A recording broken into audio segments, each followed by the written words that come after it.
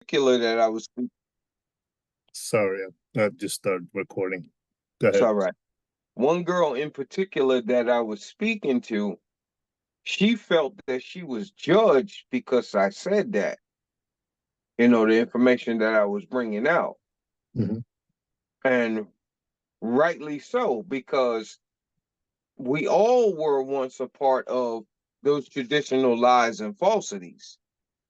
And when people shared the truth with me, even though it was a tough pill to swallow at the time where I was in my walk, the difference was I was willing to make a decision to come out from the lies and falsities that were taught to me.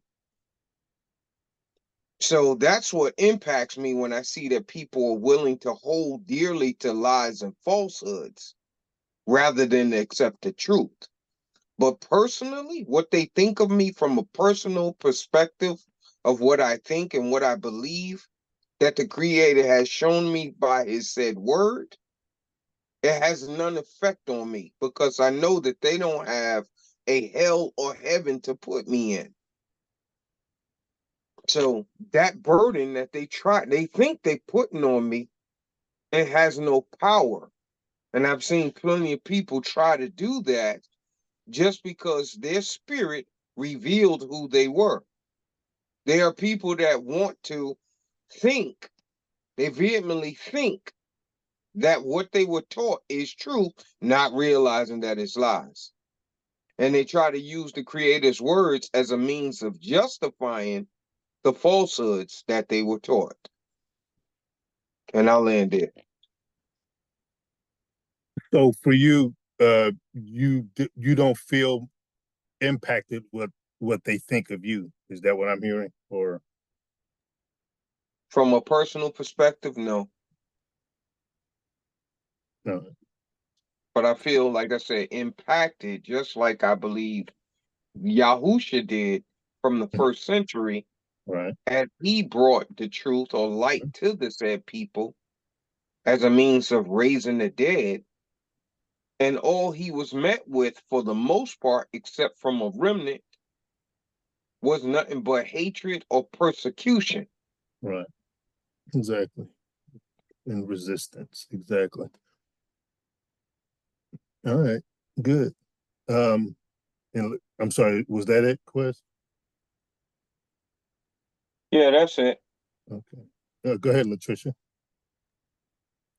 Um, as far as I am concerned, I don't care what anybody think. I am more concerned with what the Most High think. That's the reason why I try to govern myself to make sure I ain't doing anything that will cause me to be out of favor of Him. Mm-hmm.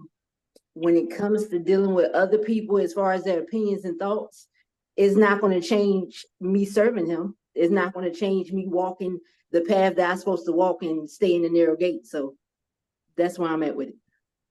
So let's talk about that. Let's expand on that more because we hear that often with others as well that says, "Well, I don't care what anyone says about me. You know, all I care about is how God judges me or how God looks at me." Right?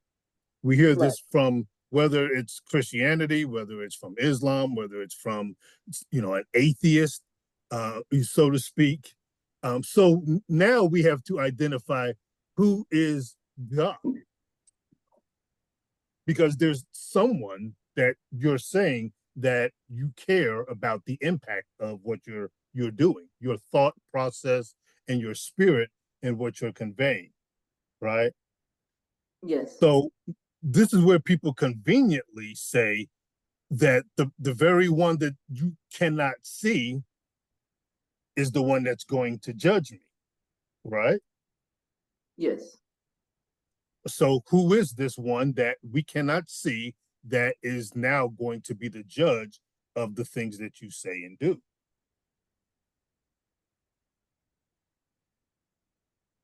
You're asking me? Yeah, that's a question for the entire group, actually. Oh, I'm sorry. Yahuah. Oh, and who is Yahuah?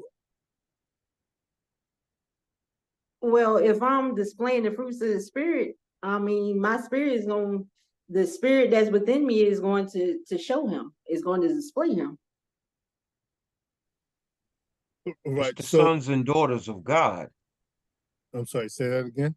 The sons and daughters of God that have his spirit are seeing Exactly. the reflection of who people are saying that they are. Exactly. So when the spirit of the Most High dwells within us, and we are the ones saying those things, the spirit is there. The God that you preach to, the God that you're asking all these things from, is right in front of you. His spirit dwells in those who are of his spirit. That's where the judgment takes place. So when people say they feel like they were judged, like what Quest was just talking about, you felt like you were judged because, judging goes on inwardly, not outwardly. You felt judgment because judgment fell upon you. Judgment fell upon you when the truth came from the spirit of what was inside of Quest that was now presented to you, and now you felt judged. But you want to say, but the other person wants to say, only God can judge me, not knowing who's right in front of them and where this is coming from. What they're so accustomed to hearing and seeing from a very carnal perspective is something or someone to fall out of the sky and present something to them that will now hold them accountable to some other type of carnal judgment. Do you get what I'm saying? Yep. I press. Can I press? Hold on. Interject. Hold on a sec. Hold on. Zazma, go ahead, Zazma. Thank you. So I have a question, or I don't know if it's really a question, but a question. So one of the things that what you're saying that, that when you have the sons and daughters of Yahuah and they're dwelling in them is the spirit of Yahuah that is bringing the judgment, then if I am also a son or daughter of Yahuah, then if my spirit is being convicted, then it's spirit to spirit. It's not man to spirit. So I don't care what the man is saying. It's the spirit of Yahuah that's judging. Exactly. That's what should count. Because Yeah, what should so happen. then the question says, are you impacted more by what you think about why more of what others think of you? So when I think when people are saying that I care about what Yahuah says and how he's judging me, then that is a true statement. Like if they are a son or daughter, then you not being in the spirit, when you judge me and you think that whatever it is that I'm doing, you have your personal opinion based on your beliefs, then it shouldn't impact me because you're not Yahuah. You're not speaking of the spirit. So why should I be vexed by your spirit that doesn't match my spirit? If I am vexed by your spirit or I am feeling judgment by your spirit, then that's an indication that I don't know who my Elohim is. Now I'm looking to man to judge me, and I'm now trying to please man. So now I'm out of order. Exactly. No, that's exactly what I want to come out of this. So I want you to be able to identify what's right before you. So when I say, are you impacted, by those things? And we've had these conversations a lot with some of you guys. I will bow down to righteousness no matter who it comes to, because it's righteousness. It's of my creator. I don't care what ethnicity, color, gender, whatever. That's how we are to be. We are to bow down to the righteousness of our creator. That's the only one we bow down to. Not the physical being. We're bowing down to the righteousness that's inside of the person. So the way that we recognize those things, just as the example that I gave, the person that Quest was talking to didn't know who she was talking to because she has not identified who he is and what spirit that he has that dwells within him.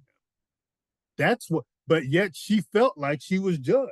She knew enough to know that she was judged, but she will also come right back and say, only God can judge me, as if you weren't of your creator. This is the same thing, like what's just said, happened with Yahusha in this first advent, because people don't recognize his spirit.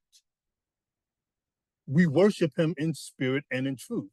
So no matter who it comes through, we have to be ready and willing to bow down to the righteousness by trying the spirit by the spirit and knowing what spirit is admonishing us when we have to be admonished, and what spirit is giving us the go ahead to say and do the things that we are to do in righteousness for his name's sake.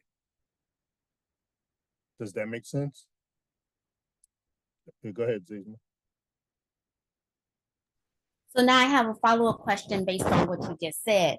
So if I am of the understanding that if I'm interacting with someone and I am feeling judged by them, then it is the spirit of Yahuah, because I am a child of Yahuah, and spirit's going to recognize spirit. So we talk about in the church where people who had not come in the knowledge of Yahuah, or even when they were in there of God and they were doing wrong, where they didn't feel judged because of the God that they were serving wasn't judging them. So if spirit recognizes spirit, if I'm speaking to somebody who is not of the spirit of Yahuah and they're feeling judged by me and they don't recognize Yahuah in me, then are they feeling judged by the spirit of Yahuah or by the spirit of Hasatan or man? What? So they are still only a person, when a person feels judged, they are still dabbling between both worlds, number one. If they're not of Yahuah and Yahusha, the comment, like I mentioned that Quest was saying about the girl, she's still very carnally minded. She still may think, that only God, a spirit that's somewhere else, or someone that's going to drop out of the sky with a gavel, that's the one that's going to judge me. That's her mindset and her understanding. At the same time, she knows in her spirit that I'm feeling this something, he's saying something that's making me think, that's making me have to address myself, that makes me need to either go back and read and understand certain things for myself. Now, whether they do that or not is a different story, but we're only we're judged, or we feel convicted by something that doesn't set right with us. That comes from within, not from without. So no matter what someone from the outside says or called you a name or something, if you know who you are internally, it should not bother you. There are a lot of people, and I've used this example before, that could call me all kinds of names that doesn't bother me because I know who I am. And it's only when you know your identity, your true identity, that you can brush that off and know that it's their ignorance in who they are. But it's only when you don't know certain things that it bothers you. It's going to pull at you. It's tugging at you. That's the spiritual war that goes on inside of us. And this is what man has been dealing with and continues to deal with as we get to know our Creator. So these are all of the things that Yahusha in his first advent, as well as now in the second advent, that we are dealing with other people. As we say certain things or bring information to light, there's a struggle, there's a war that's going on inside of them. And they're going to challenge you. They're going to try your spirit, and you're going to try theirs. Does that make sense?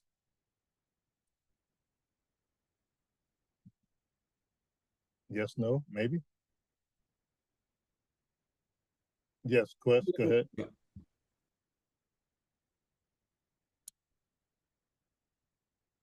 Go ahead, Quest. No, that was just one of the emojis. I say thumbs up. I agree. I'm sorry. Yeah. All right. Anyone else want to add to that? Because typically, when people are on the receiving end of the truth that they have not heard, because they have not come out of those physical places, they have not taken the narrow gate. So as a result of these harsh truths coming at them, they feel offended. That's exactly why Mashiach said, many shall be offended. Exactly. Exactly. So So as a result of being offended, she knew she had nothing to fight with as a means of trying my spirit to see exactly what foundation I was on.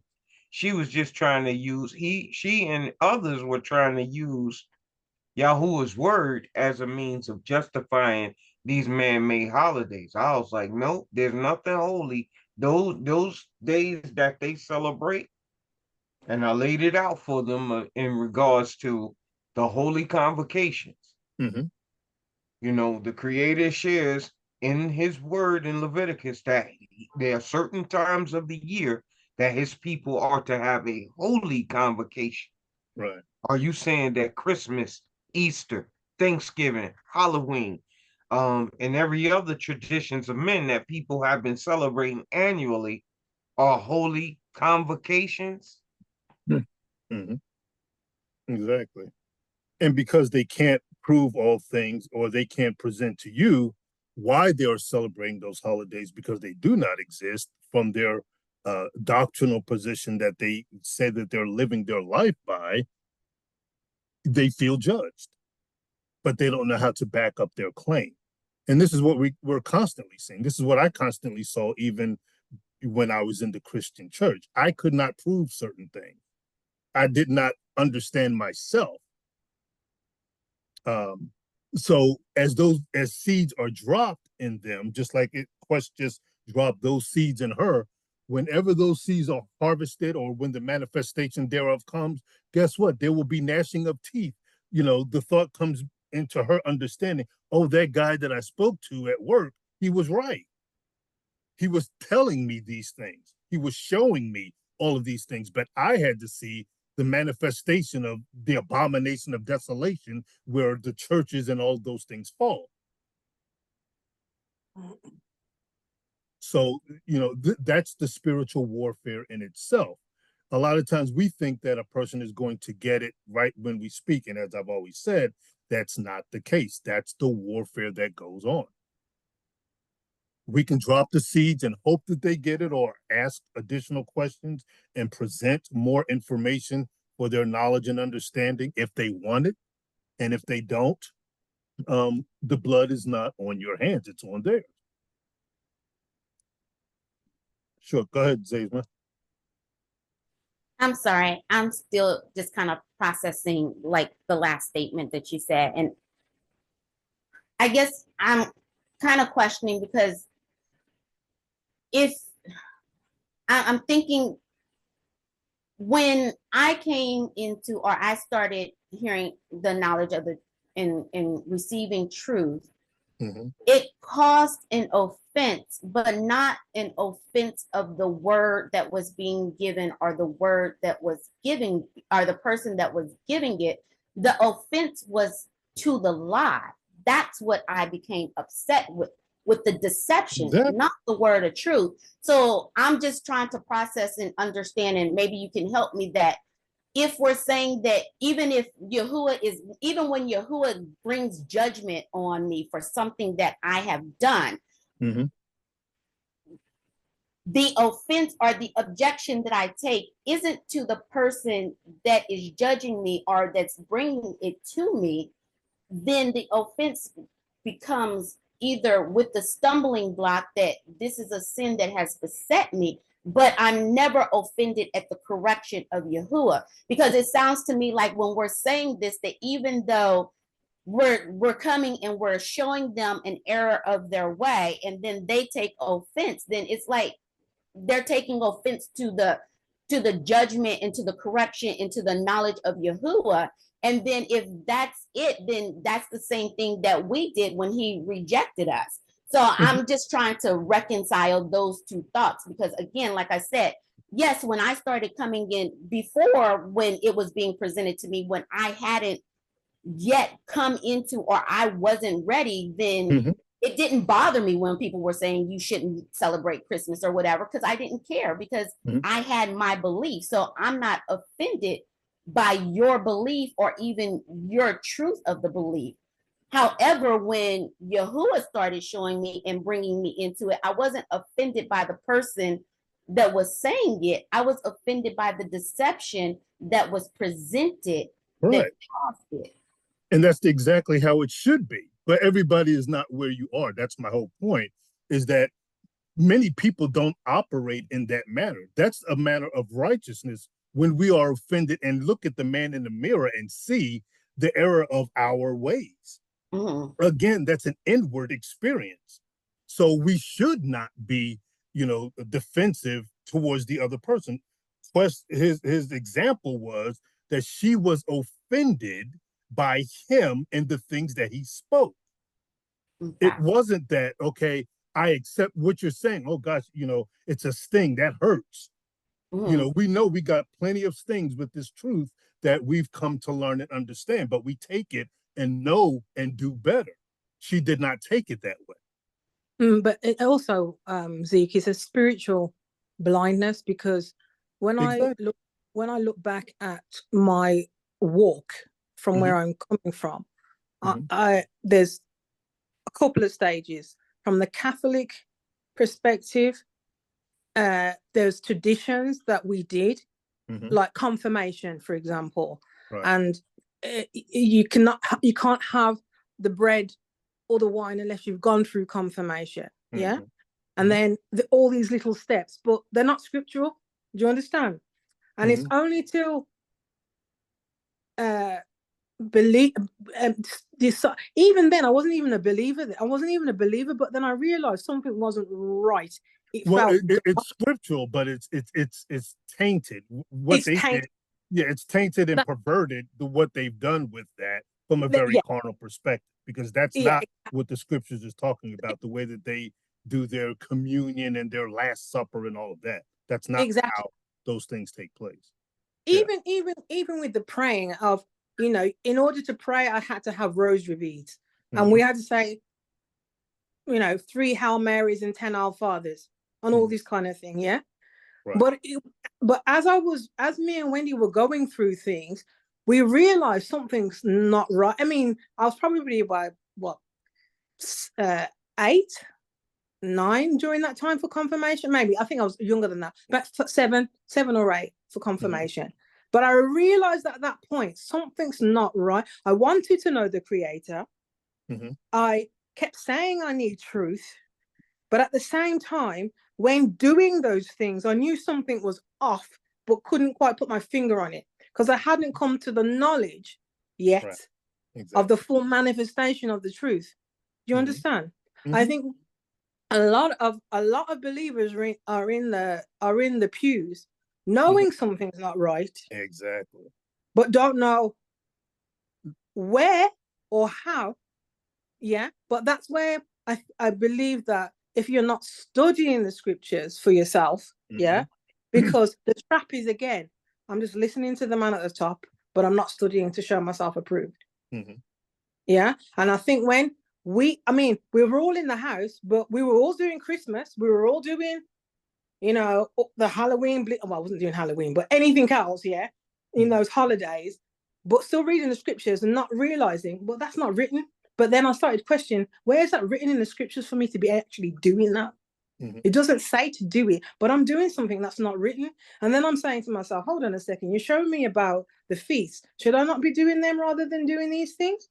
Do you Mhm. understand? So I Mhm. think when the Ruach starts bringing to your attention and asking you, are you doing what's written, or are you being deceived? Right. But so here's the part about being deceived, just like many of us that were at that time, like you just mentioned, we did not know that we were really deceived. We were still following in the ways of the evil one that were showing us all of those traditions of men and what to follow and what to do. So that's the warfare. Now that you come into this knowledge and information, when you share it, you walk as your creator walks. You walk as Yahusha walks, which now puts you in a position in the line of fire for what he received in his first advent, which you are now receiving in now, which is the second advent. Do you understand that? That's by the spirit, not because of your your carnal body and all of that. It's because of the spirit that resides in you. Yes, yeah, yeah. That's the point that I'm trying to make sure that we understand, and understand that divide between the carnal things that are presented to us, and how other people even address things very carnally when they come at you, instead of addressing your spirit. Now, your spirit may be trying theirs, but they're being very carnal and only see quest as being quest. They don't, just like with our family. A lot of times our families and friends cannot get this information because they see you as the creature you were before. They don't know you by your spirit at this time. And they have to get to know and understand those things, just like we had to get to know and understand who our creator is and how he operates. Amen. Is that making sense to everyone? Yeah. And Zazma, did I answer your question? I don't know if I finished answering. Can I connect something? Hold on a second, Zazma. I'm still processing. Okay. All right. I'm sorry. Was that Wendy that said something? Margaret. Oh, I'm sorry, Margaret. Go ahead. Yeah, we're dealing here with two major things. To piggyback on what Chris said, when he was trying to correct her with the scriptures, he was correcting when he was trying to show her what the scripture says, and she was defensive about him judging her. But we have to remember we're dealing with two major issues. We're dealing with the tares and the wheat, and we're dealing with, if the Spirit does not reveal it to them, they're not going to get it.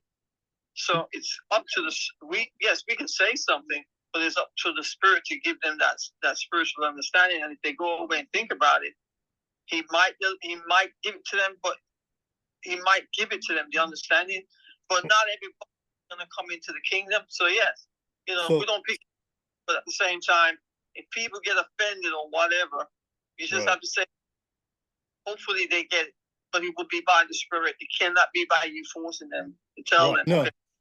Yeah, but what's not recognized is that there the Spirit was, yet I did not understand the Spirit that was right before me. That's what she did not see or understand. So it's not that the Spirit wasn't there. It's just like the scriptures tells us about, you sow the seeds. It may fall on stony ground, and it may fall where it may be fertile and harvest itself in its time, in its appointed time. So Quest may have dropped those seeds in her.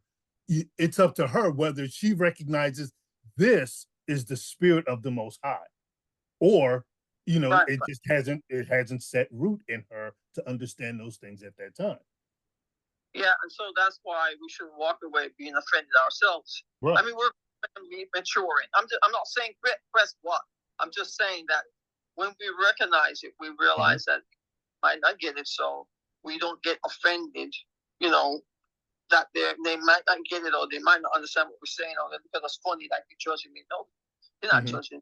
But we're supposed to judge with the word, not with our personal opinion and how we might think about them personally, but by the word. Don't receive it, then yes, it's like you water the plant and then you just leave it to grow. And if it's the will of the Father for them to grow, which is His will that we none should perish without it, but at the same time, not everybody's going to get in.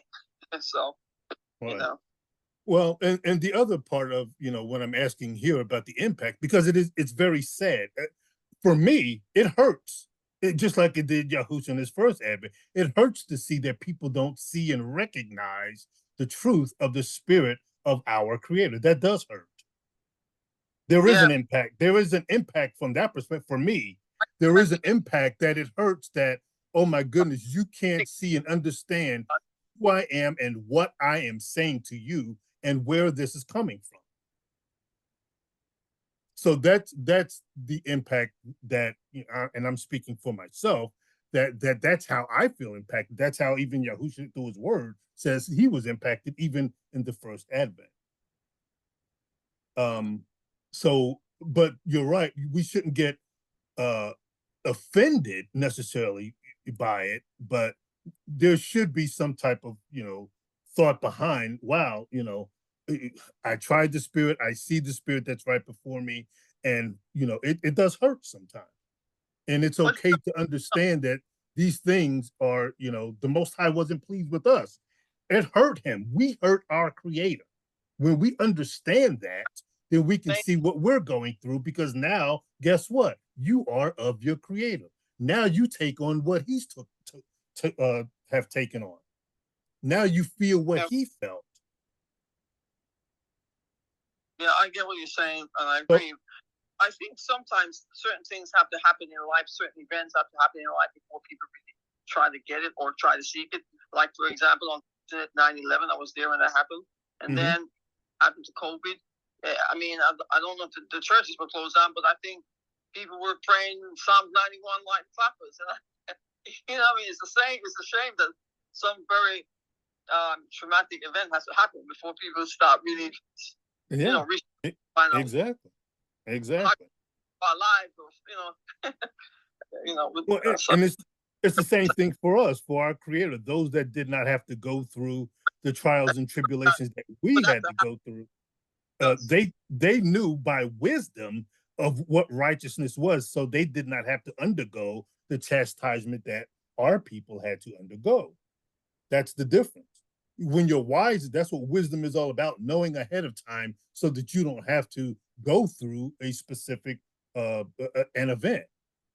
You know not to do certain things. You know that the stove is hot. You know not to touch it. If you touch it, you had the manifestation of that fire on your hand to know that it's hot. That's not very wise, right? Yeah. Same thing for our spirit. That's how we respond spiritually, by knowing who our Creator is, how he operates, and knowing that we don't have to undergo the chastisement and all of the negative things that will now come by not having the fear of our Creator and what he will do when we follow the ways of the wicked in the ways of the Gentiles. Mm-hmm. Yeah. All right. So next question. Well, that was good feedback. I'm glad we got a lot out of that. Do you believe that you are still dealing with or living from the carnality and ideology that has been indoctrinated, instilled, and taught to you from other teachings, religions, traditions of men, your family, and community? And if so, how? I'm coming to the real knowledge of the truth.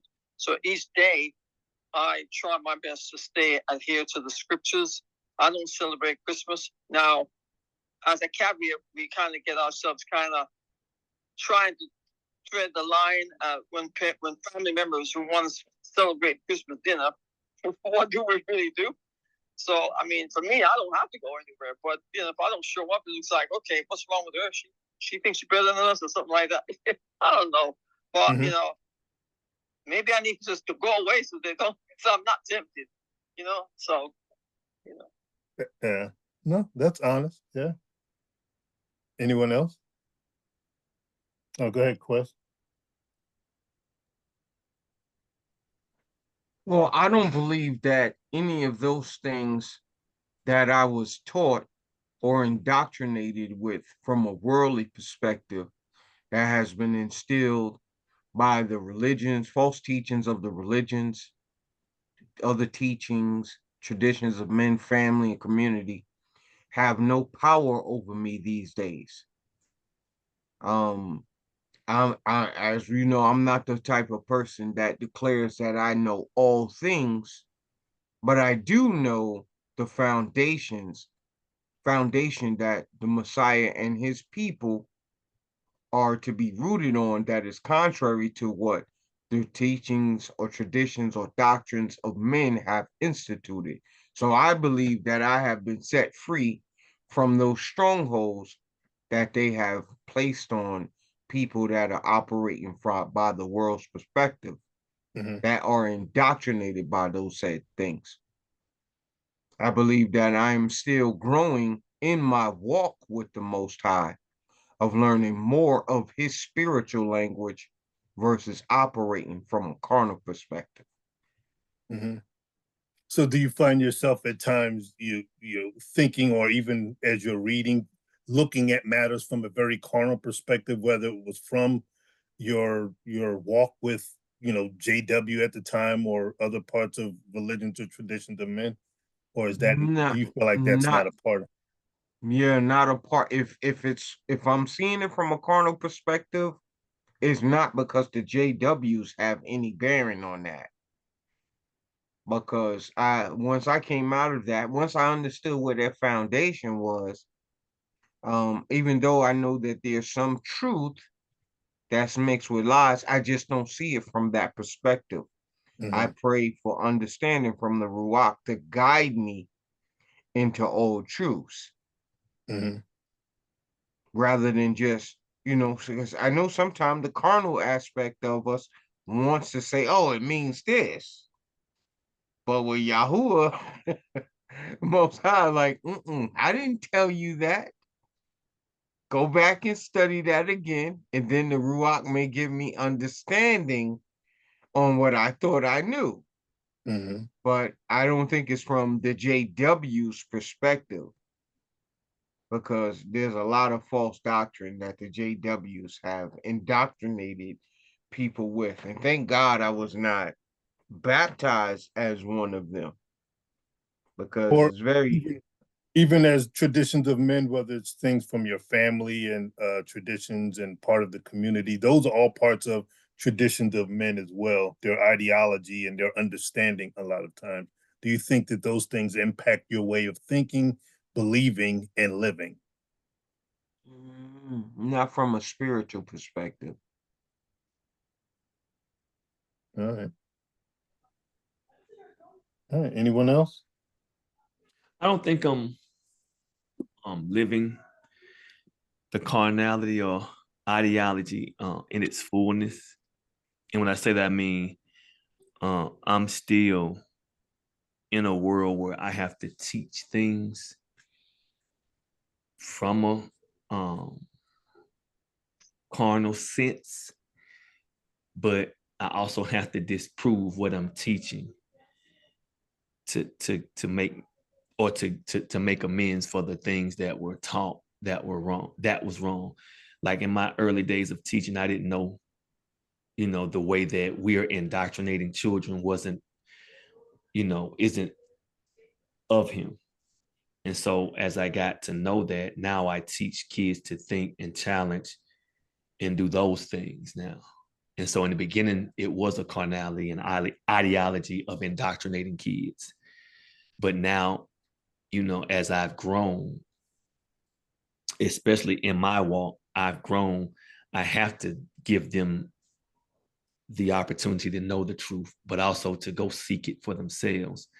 And then in my life in general, I think the only thing that I'm working through is just understanding that everybody that I'm around, family, friends, they're not going to be able to accept this and they're not going to be able to go. So my love for them, it hurts, but I'm learning more and more to walk away from it after I've dropped the seed, because again, I know and I'm learning that everybody can't do it. Everybody can't walk it. Everybody's not going to get this opportunity to be there in his presence like, we are striving to get. So I do think, I'm growing in that aspect. But as far as the teachings, religions, and traditions, oh no, I don't do it man's way, because I know it fails. And so that's how I look at those things when you're asking, do you still believe that we're living in that? So I don't think I am. I think some of the stuff I'm working through it and I'm getting better at it. But as far as engulfing in it in a totality, no. Yeah, no, it's not to be in totality, but if you're dealing with it, it's still a part of how you think and how you operate. That's more of the question. If we're still dealing with some of the carnality of, say, the ways of the world, and I'm not talking about, you were talking about teaching. You're there to do a job, and unless I'm wrong, and I don't think I am, because I've been in the schools for quite a time now, up until recently, but you're not teaching, the aspects of anything that has to do with our creator in the schools. They've taken that out for the most part. So you're teaching biology, math, English, literature, all those things that are carnal things of this world, which are fine. There's nothing wrong with those things. But at one time, they were teaching other things within the school system as well. Like there was prayer in the school, there was some form of religion in the school systems before. They had Bibles in classrooms at one point. There are things, and I guess they still say the Pledge of Allegiance, from a government perspective, all of those things that, are started young with a child to, pledge an allegiance to a flag and all of those things. They still do that today, correct? I know it's not done in the classroom, but at least at assemblies, that's typically what would take place. Is that correct? So yeah, it's yeah. I'm not talking about your job as far as teaching what your subject matter. That's your job, and there's nothing wrong with those things. That has nothing to do with our Creator. The things that do have to do with our Creator is misleading them, like in schools that used to celebrate Christmas and have Christmas parties. Well, what is this about? That's misleading. That's miseducating. So, of course, between the separation supposedly of church and state, they've taken a lot of those things out. And when they took some of those things out, they also took out some truths that now can't be spoken because, really you're being taught or trained not to speak truth. And at the same time, they knew that their lies were coming into effect with that as well. So they just did away with all of it and just stick to the core principles of those subject matters. Because in the end, for them, they want these kids to grow up and serve their economic system. That's what it's all about for them. All right. Anyone else in that regard for question number 2?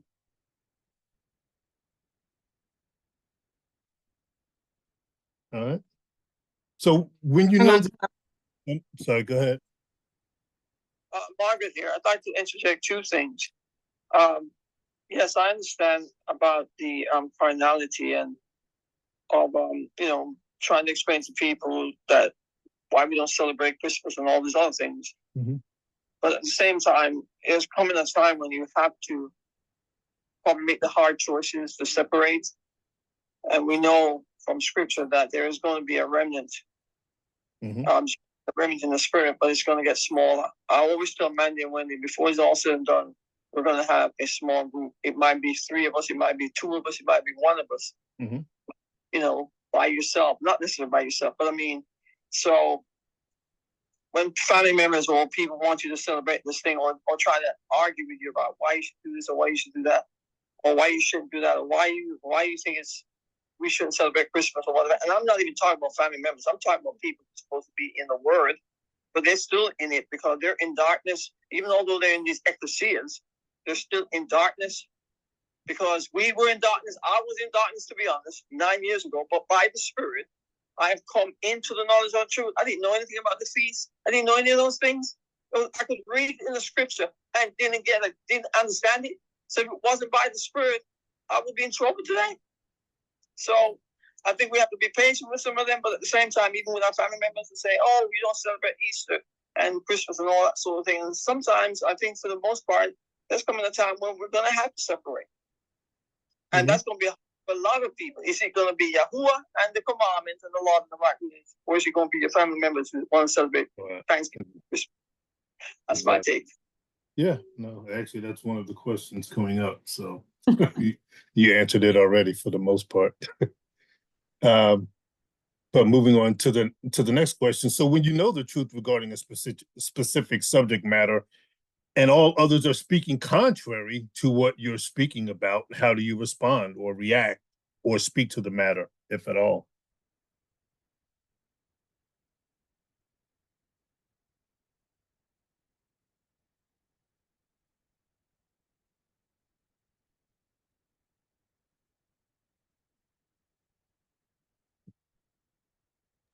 Well, we talked about this a lot with some of the teachers that I work with that won't give their Christianity up. And I think in the beginning, I was eager to speak and show them what I've learned to the point where I think, and I don't think I know, that they don't want to have conversations when they're talking about their God around me. I do know that when I do speak to one, her main thing is always going to one scripture that she's taken out of context. So I think for me now is I'm learning to ask questions instead of trying to show them certain things. So I think when you ask questions, you give them an opportunity to at least try to defend or stand on their truth.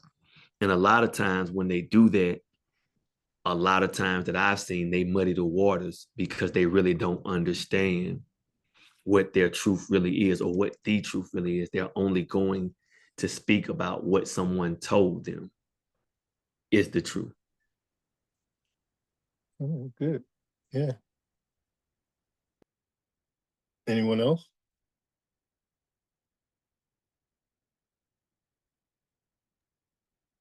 I just look at them. When they speaking contrary to me, as far as what the Most High is saying, once I don't drop the gems, I just look at them. I used to be upset. But now it's just like, even with the feast days, as far as Christmas and the Halloween and all that or whatever, they still do it. But that don't mean I have to participate. So I just be looking at them. All right. Okay. Anyone else?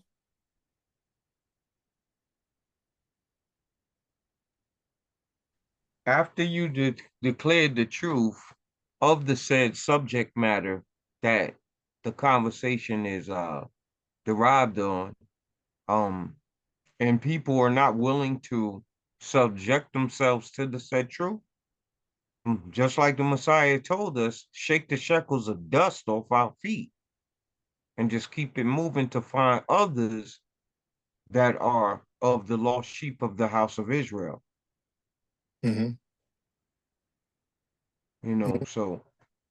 So there is no one specific way that I don't want you guys to think that I'm, these questions are like a one way answer necessarily, because especially with this question, because sometimes a lot of times we're in situations when we have to discern what's going on around us. So we may be in an environment where we probably shouldn't be even having the conversation at all. That's number one. So you have to be mindful of those things, and you may have to have it separately. And like Bobby was speaking to, and you guys have heard me say this several times before, sometimes it's good for us to close our mouths and listen to what's coming out of the mouths and spirit of other people so that you do know how to respond. And it's not necessarily that you have to respond right then. We know people by their spirits. They tell us who they are by what they speak and what they do. So the more they talk and the more we listen, the more we know. And the more you can build your armory, your spiritual armory against them to now, teach them what they need to know. Not from a puffed up perspective but from a perspective of based on what they've shared with you, you can now share the truth and knowledge, hopefully with them at any given time or at a specific time. So again, it's not one way that a person would necessarily respond or react, because I can tell you I respond and react differently based on my audience, based on what's going on, based on the environment, based on their spirit, by asking certain questions if they're open to hear what I have to say regarding the matter. So yeah, there are a lot of variables at play to me for this question. If my response would be, it depends on the environment, the openness of the people, the discerning of their spirit, where we are, if it's appropriate for that time and place, or maybe we can catch it up, at a different later time. Because one of the things that I find is when you want to be effective in your speech and in your communication, you don't always blurt things out. And what I find is that people are very quick to speak which is just the opposite of who our creator is and how he operates. Sometimes we have to close our mouths. Sometimes we just have to listen.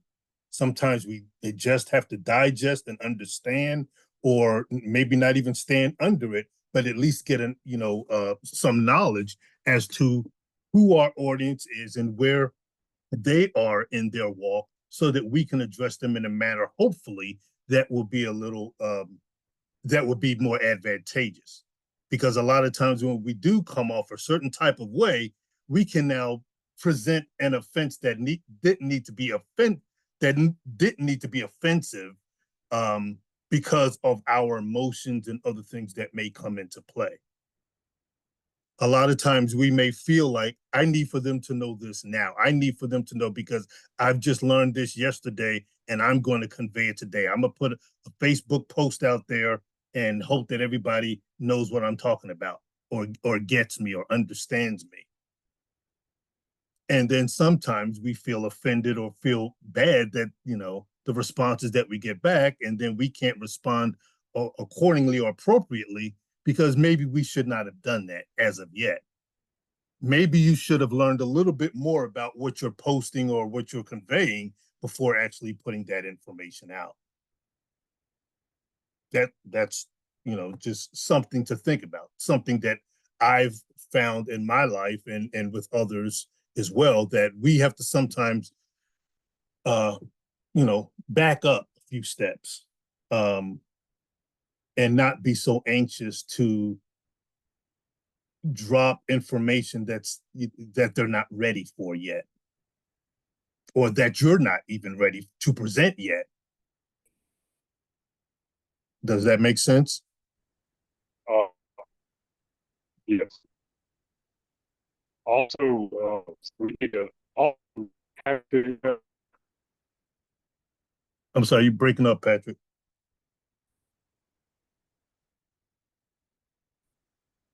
You got to accept that not everyone's going to be.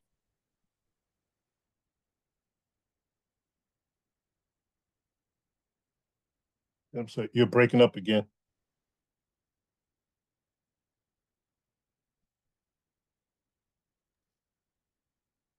All right. Can you hear me? Okay, yeah, I can hear you now. I was going to stop saying that we also have to understand that not everybody is going to be grafted into the olive tree. Exactly. Yeah, and that goes back to what we were saying earlier in regards to being offended. We shouldn't be necessarily offended, but we want to do the best thing in our communication with them. We definitely want to make our yay, yay, and our nay, nay, and be able to back up what we're talking about. A lot of times, and I find this across the board, people present information and cannot back it up with anything. And the one thing Satan is very good at, even in a very carnal sense, I mean, this is the way that the world operates. There's always a backup method. I've worked my career in IT, so everything from an information technology perspective, there's always some method of backup to do what you need to do in a good environment anyway. Planes fly in the sky. Most planes typically won't fall out the sky because there's a double and triple backups for everything on an airplane for it to fall out of the sky. So when we get the understanding of being able to back up our claim before we put a plane in the sky or put a message in the air or in the field, we need to be able to back it up. And that's why the scriptures tells us to prove all things, be able to prove it. Don't just put out a blanket statement, because people do this all the time. And then when you go to question them, they can't back it up. I'll give you another example. So as a leader, and when I would hire staff, and I'm interviewing someone, I would go down the path of seeing what a person knows. The more that you say the more I'm going to dive into it to see if you know what you say you know. If you don't, then that gives me my answer. Do you think you're going to get the job when you can't present what you say you know, or what your resume says that you know? So we have to be able to do the same thing in our understanding in spirit and in truth when we start to drop these messages and having conversations with people. And it doesn't mean that you have to know everything. So let me make that clear. But we should know something to be able to present and be able to have a reasonable conversation, because it is about reasoning those things out together. And you can't reason if you just make a blanket statement and walk away, or someone just comes at you with a blanket statement and neither one of you can back it up. Then it goes absolutely nowhere. Does that make sense? It kind of goes back to that passage. It says, even a fool seems wise as long as he keeps his mouth shut. Exactly. If you can't back up your scripture, don't speak of it, because exactly. It'll only make you look foolish. Exactly. And we can see now, with the knowledge and information that we have today, we can see how foolish it is that those that were early risers, the transgressors that came before us, were speaking all of these things to us. Right? We can see how foolish they were. We can now prove various things, especially looking back in time and history during Yahuah's plan of salvation. We can prove these matters.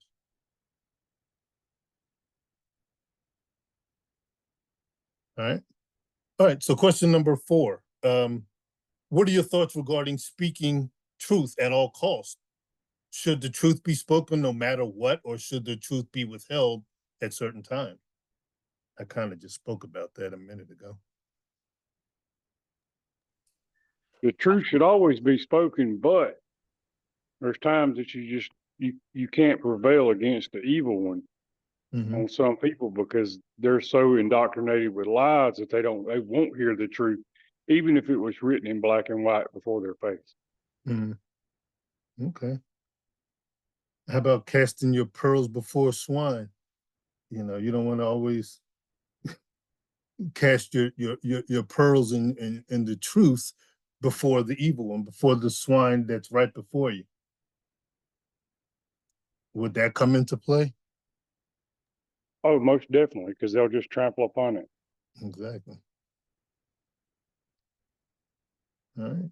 Anyone else? I think it should be held. And based on experience, I think it should be held, because I think one of the things that the truth should be held, withheld at certain times. Yes. With the truth should be withheld. Okay. Yes, at certain times, because just what you said. Because I think one of the things that I've learned is when you consistently want to tell the truth or keep it real all the time, it gives people the opportunity to try to put you in a box or put you in certain situations that may be harmful in some ways. And so I feel like you got to know your audience in order to be able to always try to do that, because sometimes your audience is the audience that you don't need to hear the truth, because they can set certain things in motions or to deter or to even get you in certain ways. So I think it should be at certain times. Exactly. Yeah, I've seen that, like I said earlier, in many instances where people speak too quickly, or like the terminology people use, but you can't judge me and this, that, and the other. I'm sure most of us can identify with other people that may have looked at you a certain way or called you a certain name or something, because they did not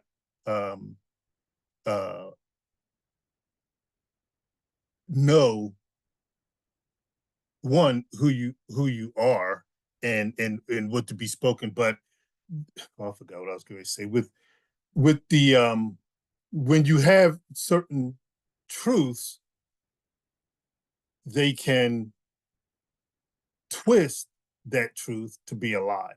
So, to your point, what we were speaking about earlier is knowing your audience, because when I know who you are and how you operate, I know what's going to come of this. Just like Yahusha knew what Judas was going to do. But that was all part of the plan of salvation. So it had to be done, but he knew ahead of time what was going to be done. So we do have to be mindful of, the truth that we're speaking at certain times and what's going to come of that truth and what the person is going to do with it. Because a lie can come from a truth, but a truth can never come from a lie. And when you know that you're dealing with liars and people that manufacture lies, you have to deal with that. I know you by your spirit. Does it make sense?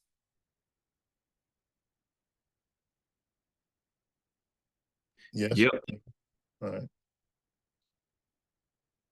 So number 5, if your genetic family who are unbelievers or not part of the body of Yahusha requires your attention for their personal matters that you say you don't support, and your spiritual family of Yahusha need your attention regarding matters, who do you address and support first, and why? Can I please take this? Sure.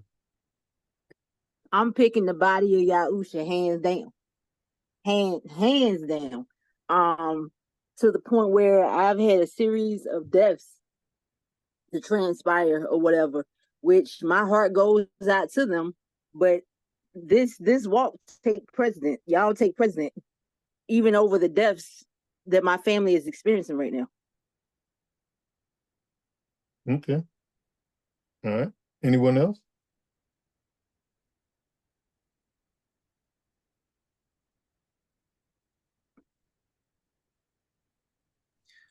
That's a great question. I've been guilty of both, but I'm learning more and more that the body is more important than the generic. So I can say I'm guilty of choosing the generic before, but the genetic. I'm sorry, I said generic, but the genetic, but the body is proving more and more to be more stable, more understanding, more giving. So, I think you should choose the body more so than the genetic, because the genetic, there's always going to be a looking for something in you to give them a gain or a benefit more so than, and their benefit isn't going to last as long as what we're doing is going to last, our spiritual family. So that's what I'm doing. And what would Yahusha do? He's going to choose the spiritual.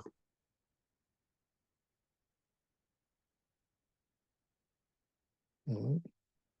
Anyone else?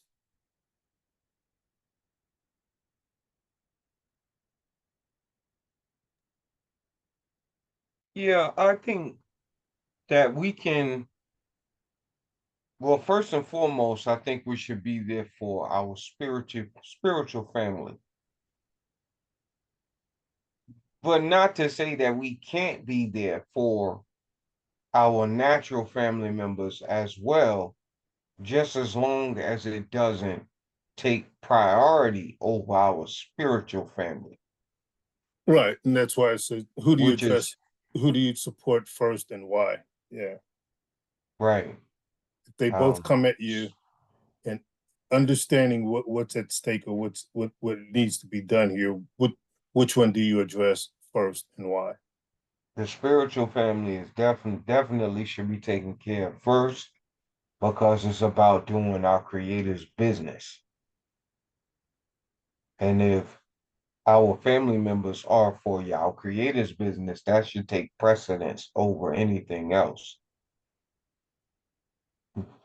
But like I said, we can also be there. That's the whole part of being in this world, but not of this world. And also, it may come off a bit harsh from the natural perspective to some people of not knowing where we are. But that's part of the reason why the Messiah said, let the dead bury the dead. Exactly. And when you make your yay, yay, and your nay, nay, they become to know who you are and who you are not. They know that you're not exemplifying the same spirit that they have. They do know that. Now, they may not understand yet everything about who you are and how you operate, but what they do know is that you're not going to tolerate certain things in the way that their lives and their decisions have governed them. It's Mandy. It's the same way Yeshua was with Mary and Martha was complaining about Mary not helping her. And Yahusha said to her, leave her because she's chosen the better part, which was to sit and receive from his table rather than being caught up with the things of this life. Mm-hmm. Same scenario. So Mary chose the better part rather than Martha being caught up with the natural. And there's a time for everything. What I'm saying, she was complaining because I think from a natural perspective and as a woman's perspective, she was saying basically, Yahusha, send her to the kitchen to give me a helping hand. But no, she's chosen the better part to sit here and hear from the meat of the word. Mm-hmm. Okay. Anyone else?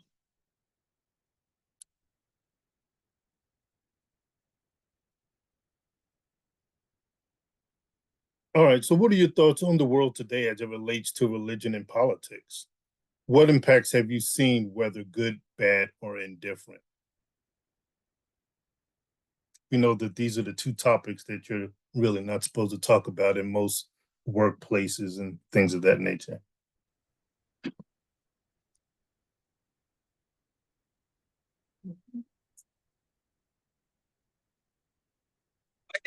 I can interject that question first.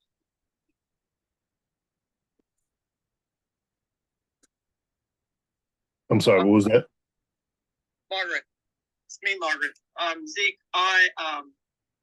there's been some riots here in England.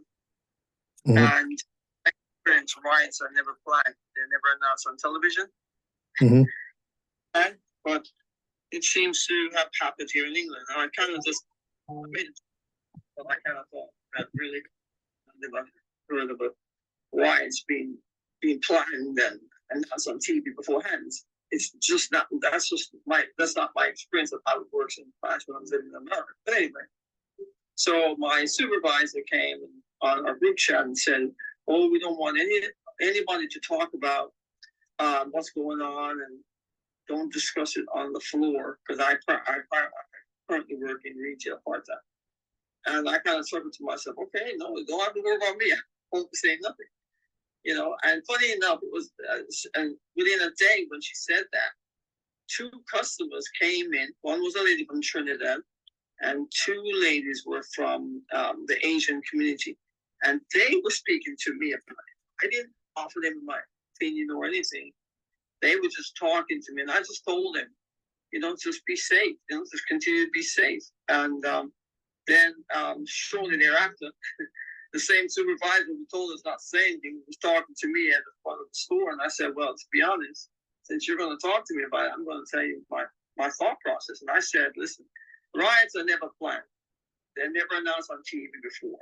And then someone else told her as well that we are the ones, for quote unquote, black people. We're the ones that are going to have any kind of fear. And so after that conversation with another coworker, that she never even mentioned anything. She never tried to shut us up or anything.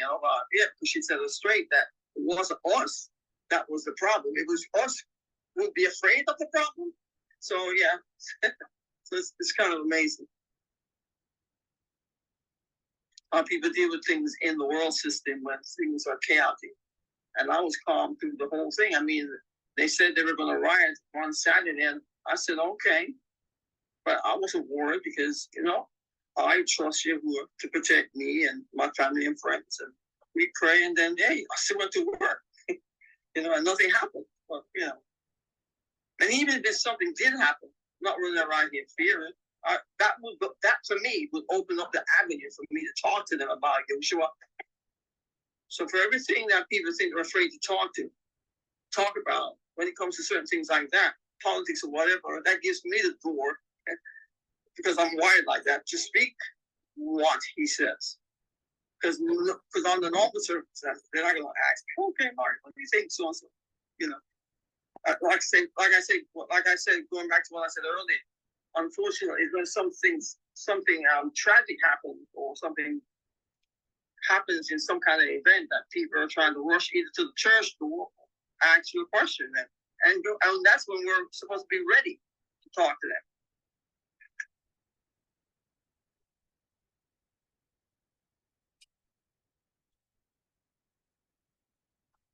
You hear what I said?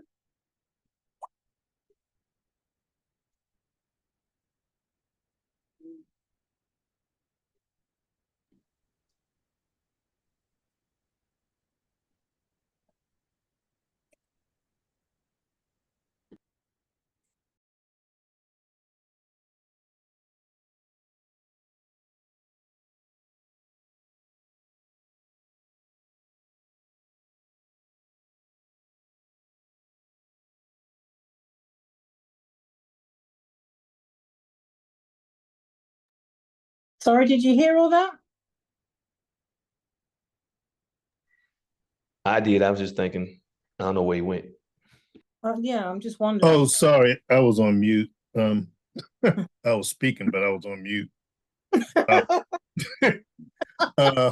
Sorry about that. I'm glad it's not me. So no, I was asking you guys, well, first, thank you for your input. And secondly, to kind of piggyback off of that, or this question is, how do you guys think that these matters would be for the inhabitants of the earth once the government is on the shoulders of Yahusha versus the shoulder that the government is currently sitting on? Well, Yahusha's kingdom is a kingdom of righteousness and truth, spiritual truth. So the trajectory that the world is currently on has nothing to do with his kingdom and all about self and man's power and hungriness for wealth and notoriety and to be seen. That's got nothing to do with the kingdom of Yahusha. His kingdom shall be and is a kingdom of righteousness and about glorifying the Father and the Son, or the Father. So the world that is to come will be a kingdom of righteousness. So the trajectory that the world is currently on, they're in for a rude awakening. You're either on his side or not on his side. It's as simple as that. So with what we currently see, I don't tend to get too caught up in it, to be honest. I will listen to the news. I even listen to American news to see what's going on. I dip in and out of it just so I'm kind of clued up. But if somebody asks me a question about it, it doesn't matter who comes into power. They're both as slack as each other. I'm sorry. Yeah. Because it's carnal, They both have their own understanding of what they think is right, or they have a perception of what they think is right, and then we as human beings will follow who we think will do for us what we think they will do, but none of them do what we ask them to do. We vote them in, like we've done here in the UK. We voted in who we think will do a better job, but they're all the same, really. Does what they do really change my life? No, it doesn't. Because at the end of the day, they're for themselves. They say they're for the people, right? But they'll get elected. It's like one person said in the news the other day, if they knew that they were going to take the money off the pensioners for the winter fuel bill, they wouldn't have voted for them. But that's not what they said in their manifesto. They said they wouldn't touch it. Right. So there's a perception of saying the thing that I want to hear before I get you into power. And then when you get in, you do your own thing anyway. So, but our, as our job here, while we're in the world, is to pray that his kingdom come and his will be done. Mm-hmm. Exactly. So do you think when the kingdom is here that we'll freely talk about religion and politics at that point?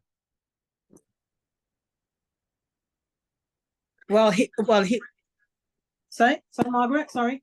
Well, really, it would be spiritual matters, not religion, because the religion would be out the door, but. Go on, Margaret. So the kingdom is already here. The kingdom is within us. Exactly.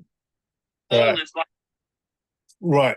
As the king, as the government on the shoulders of Yahusha is more what I'm speaking about. Do you feel like, do you believe that people will change in their way of behaviors to be able to freely speak about it? Because now they don't freely speak about it because they're all divided. There are divided churches, governments, and all those things that bring forth more strife, even in the workplace.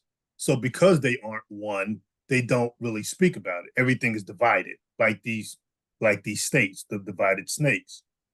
So to have those conversations today, and in all these years leading up to now, it's always been divided. But when we're on the shoulders of Yahusha, when we are one, do you think that the conversation would then be different? Yeah, well, I can answer that.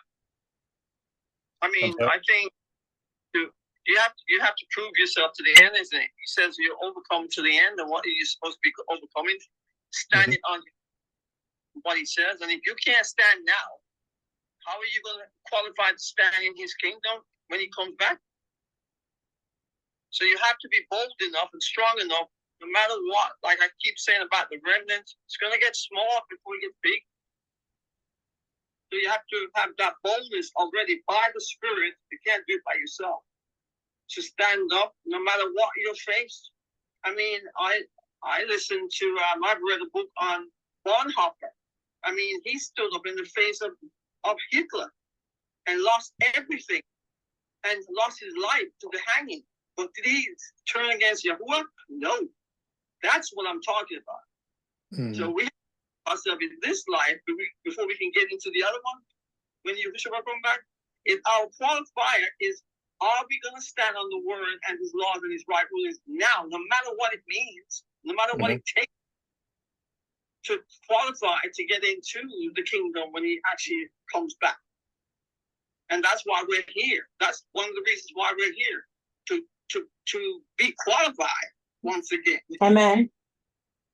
Right. So as you started out by, saying, one, the kingdom is within us. As the kingdom is built within us and the manifestation is shown therein, we can see the impacts and effects of that, because those things are manifested to now, just like the manifestation of the beast worldly systems that we live in today. It didn't start out this way.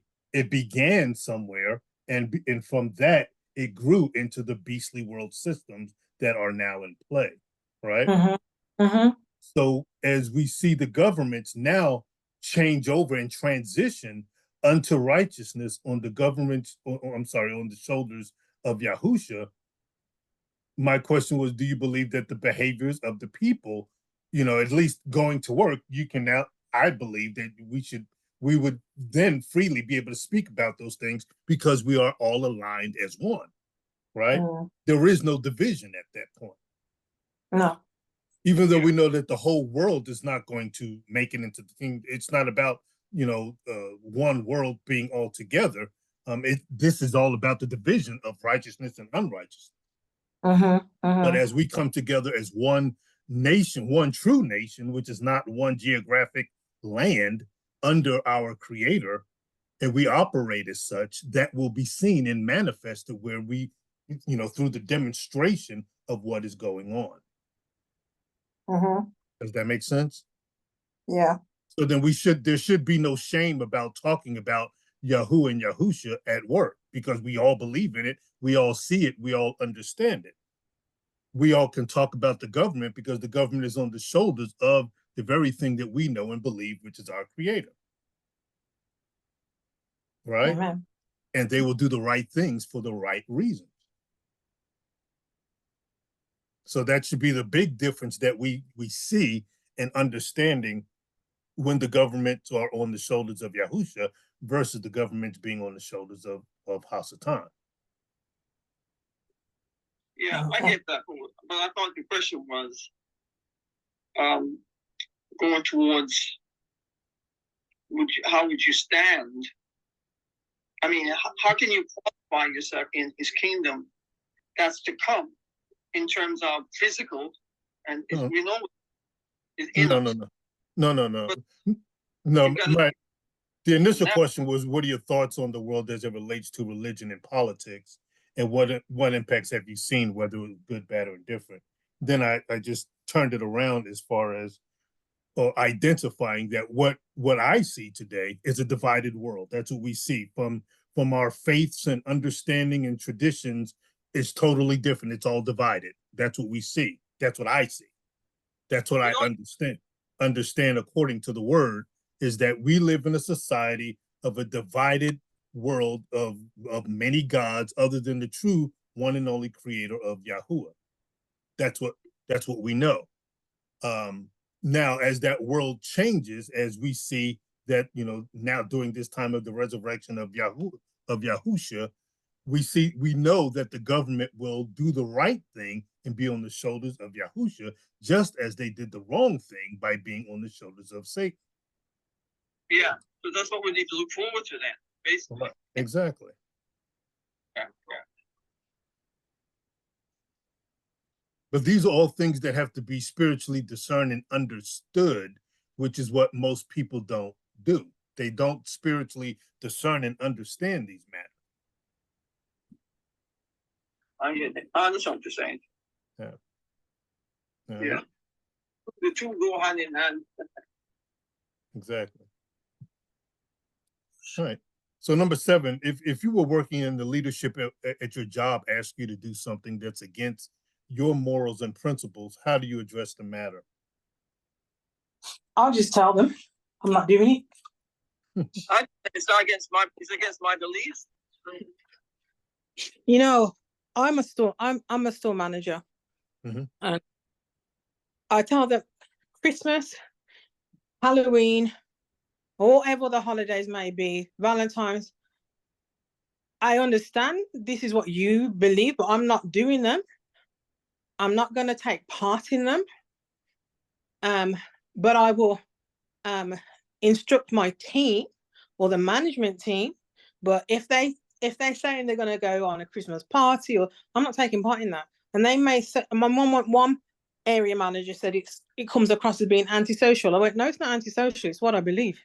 I do not celebrate those days because they're not scriptural.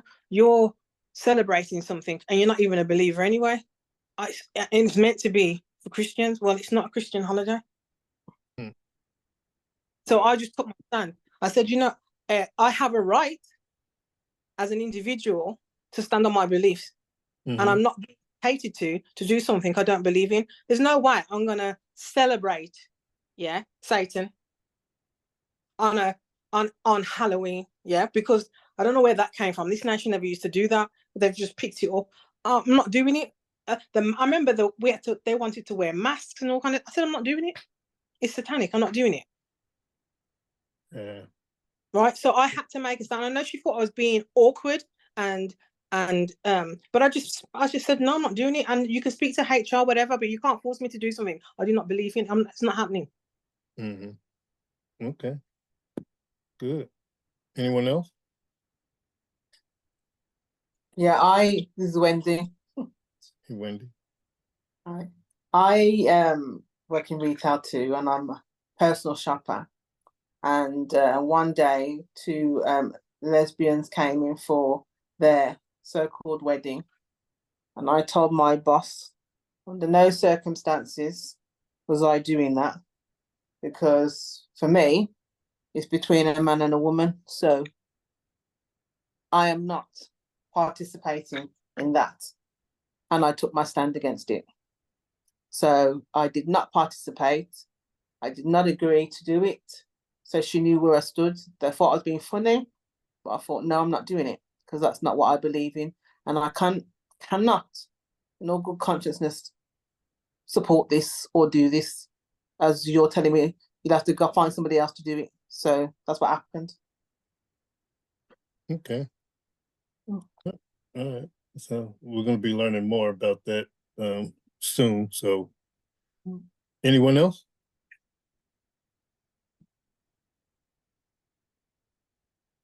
All right. So question number 8, real quick. What are the most common scenarios you encounter with people that test or try your spirit?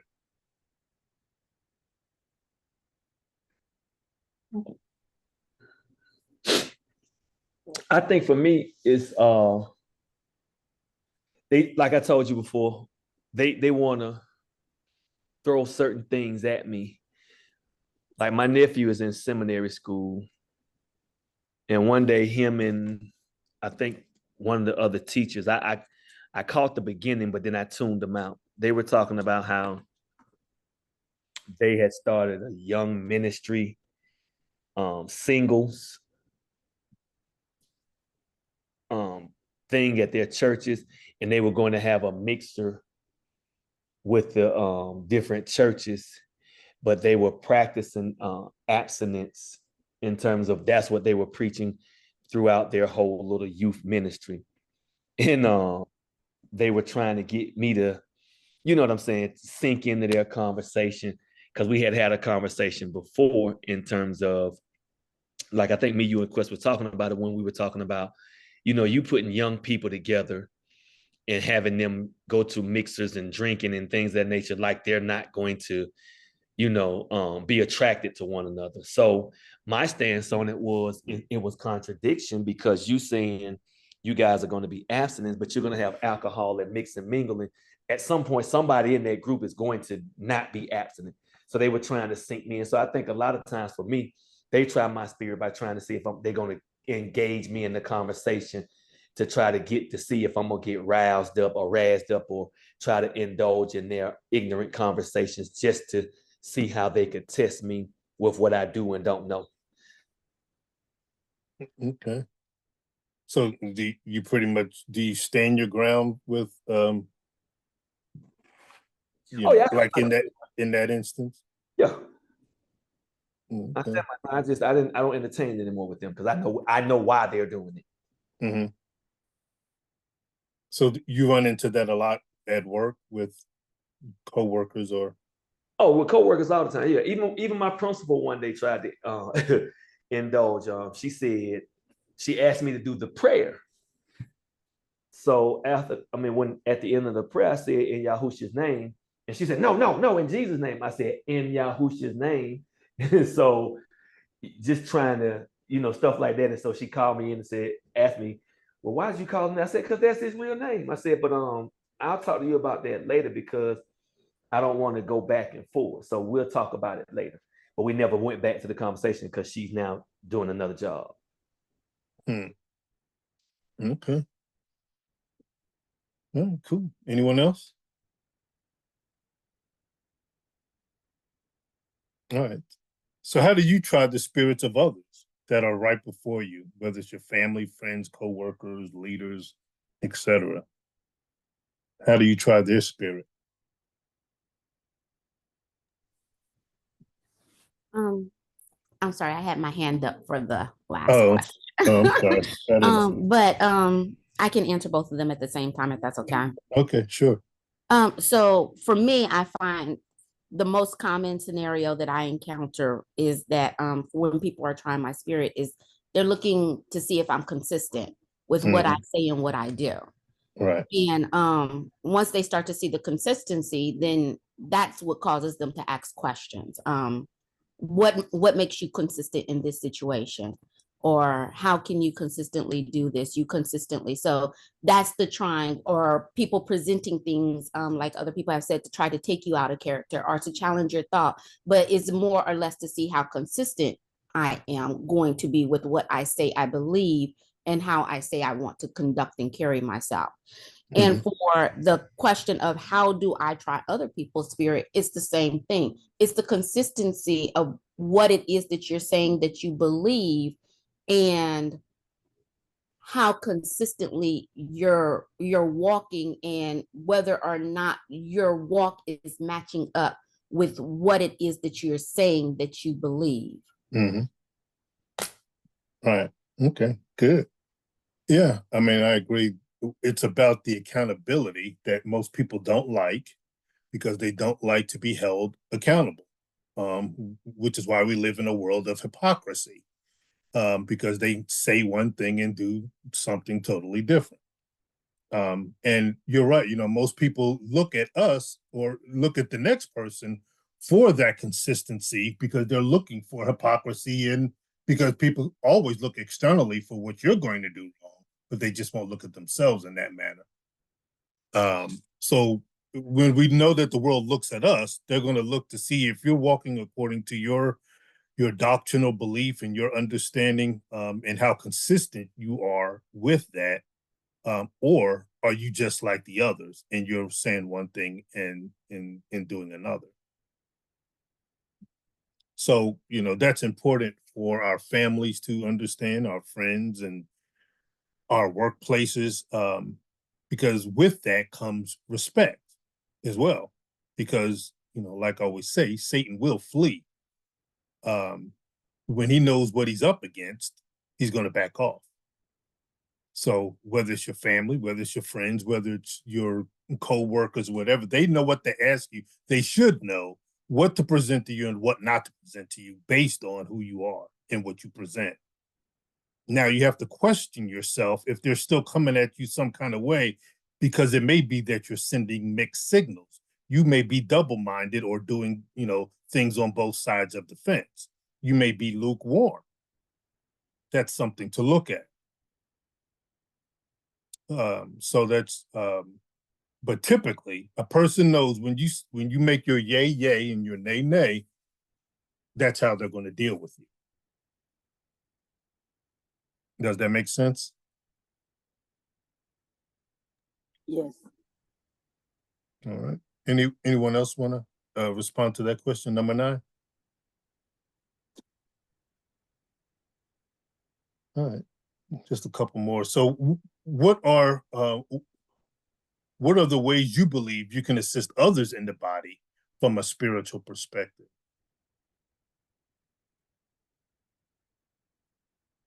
I think you just answered it, to walk the walk that we're talking, but also to go back to the first thing is to ask questions, to get them to ponder and think and to go search. And it's just like I do with the kids I teach. Mm-hmm. I ask them to study for themselves.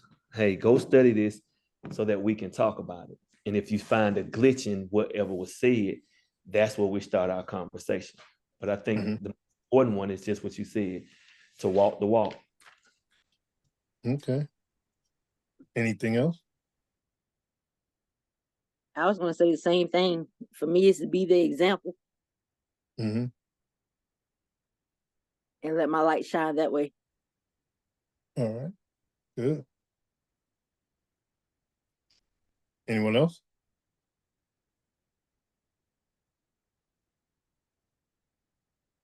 All right. So what can others in the body of Yahusha do to assist you, do you think, in your spiritual journey? Are there specific things that others can do to assist you in your walk? I'm trying to figure that out.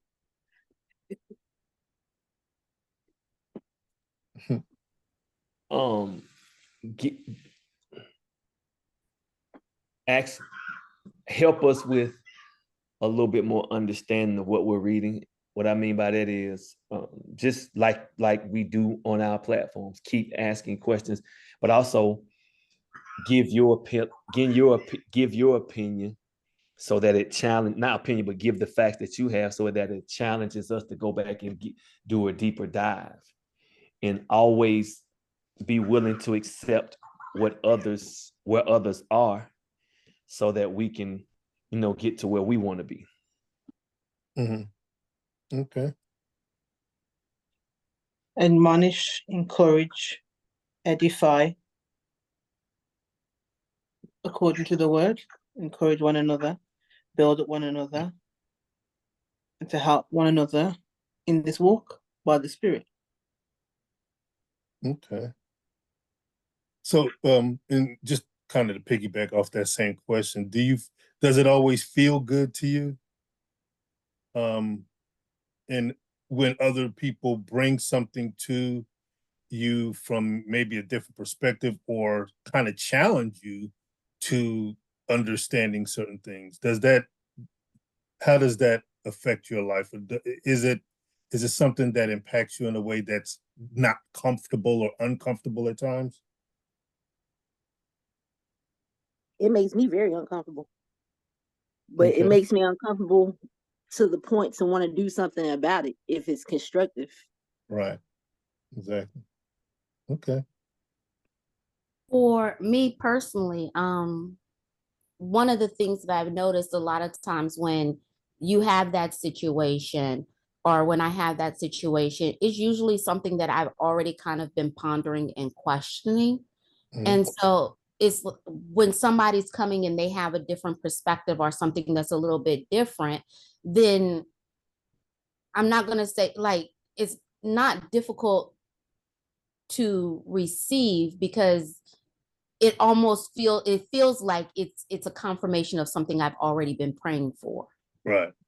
So, and I guess again that goes back to like the Spirit, when you were saying you try the Spirit by the Spirit. When I'm asking or I'm studying and I'm unsure about something, the first person that I go to and I'm asking for revelation and clarification is Yahuah, and he will drop it in my spirit, and then somebody else will bring it and confirm what he has said.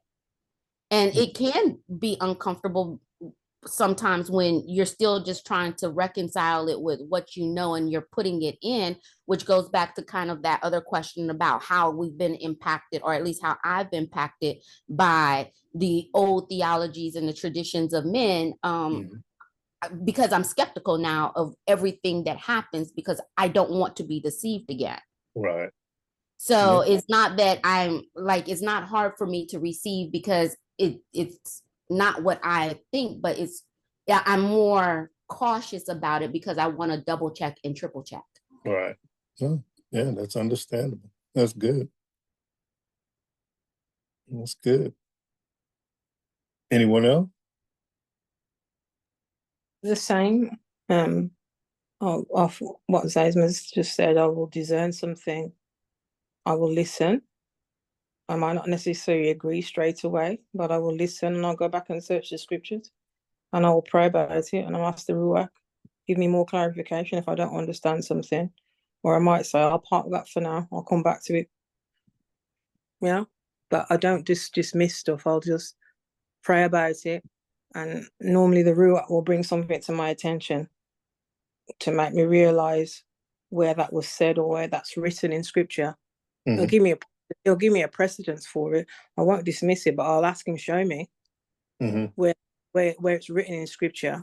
I mean, he's given me enough books, scriptures, the Apocrypha, everything else to search the scriptures and be a good Berean and to search out what he's actually saying, because my prayer has always been, I don't want to be deceived. Lead me, guide me, direct me. You know, it's you that's me. So I expect you to lead me on this walk. I'm willing. My heart is humble. I don't know everything as I ought to, but I'm hearing, lead me. You know, so I will search the scriptures. I will listen to others. If I don't understand something, I will ask.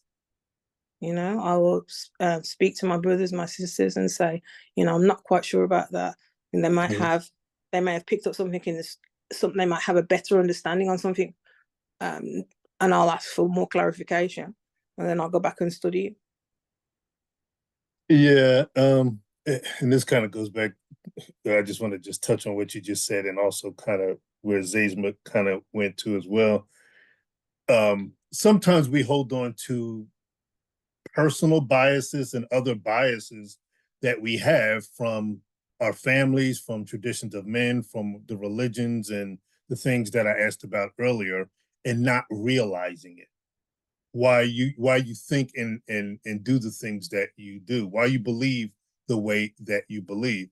But that is difficult for most people to deal with, because it's easy to believe in something that you are, but it's difficult for you to believe in something that you are not.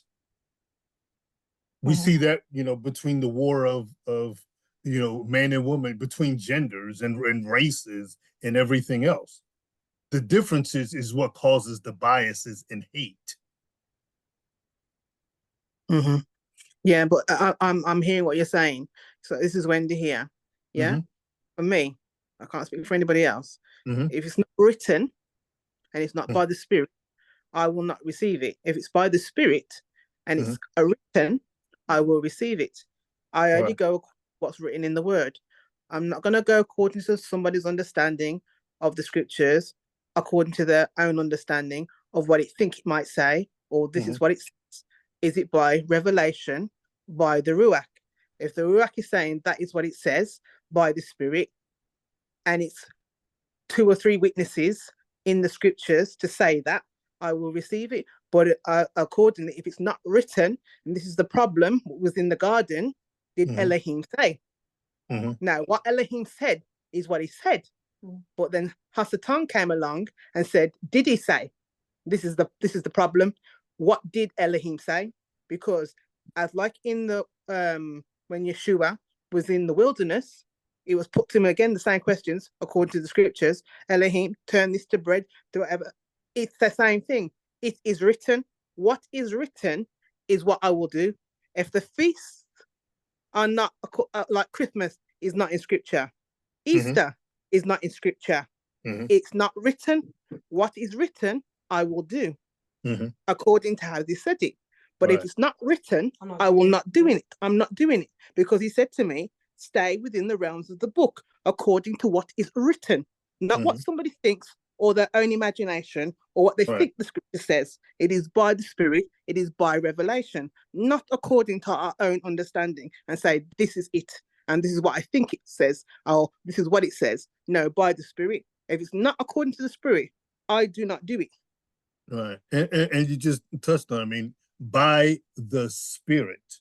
Most people don't operate by the Spirit, which is my point, is that they operate by carnality and all of those things. Your race, there's no mention of black, white, Caucasian, Anglo-Saxon, Chinese in the Scriptures. Yet we are divided because of what? Because of the Spirit. But the way that most people look at it, I'm going to divide you based on your ethnicity. You're not black like me, or you're not white like me. You're not male or female like me. That's where the biases come in. That's where the hate comes in. And that's from the Spirit within you that has now divided the manifestation of the natural. Not looking at their spirit. So again, we see these things playing out, and we're going to get to a lot of that in the Garden of Eden lesson or whatever. But as you have gone through your lives, you will recognize, especially after we go through that lesson, you will recognize certain things about why things have been and why things were meant to be a certain way, all because of the Spirit and not being, not living by the Spirit, by living by all the carnal matters, which is how things are being addressed. This is why, again, man stood, specific races of people stand over other races of people, men over women. Women can't do certain functions. Women couldn't vote. Women couldn't work. Why was that? Because of the way that the word was written for Yahuwah's plan of salvation, to divide, basically, and for his vengeance on his people, only to bring them out and to understand all of these matters by the Spirit. So while you were a woman hating some man and what the man was doing, or why some man was hating the woman for what she was doing, you were both wrong. While you were hating one race over the other, or one gender or sexual orientation over the other, you were all wrong. That is not what I'm saying by the Spirit. So when we understand those things, and this is the hard part for people to get, is by the Spirit, in spirit, and in truth. Why are we looking at anything else? You should see me by my spirit. It doesn't. Why are you seeing me? Why are you questioning my resume if I'm white or black?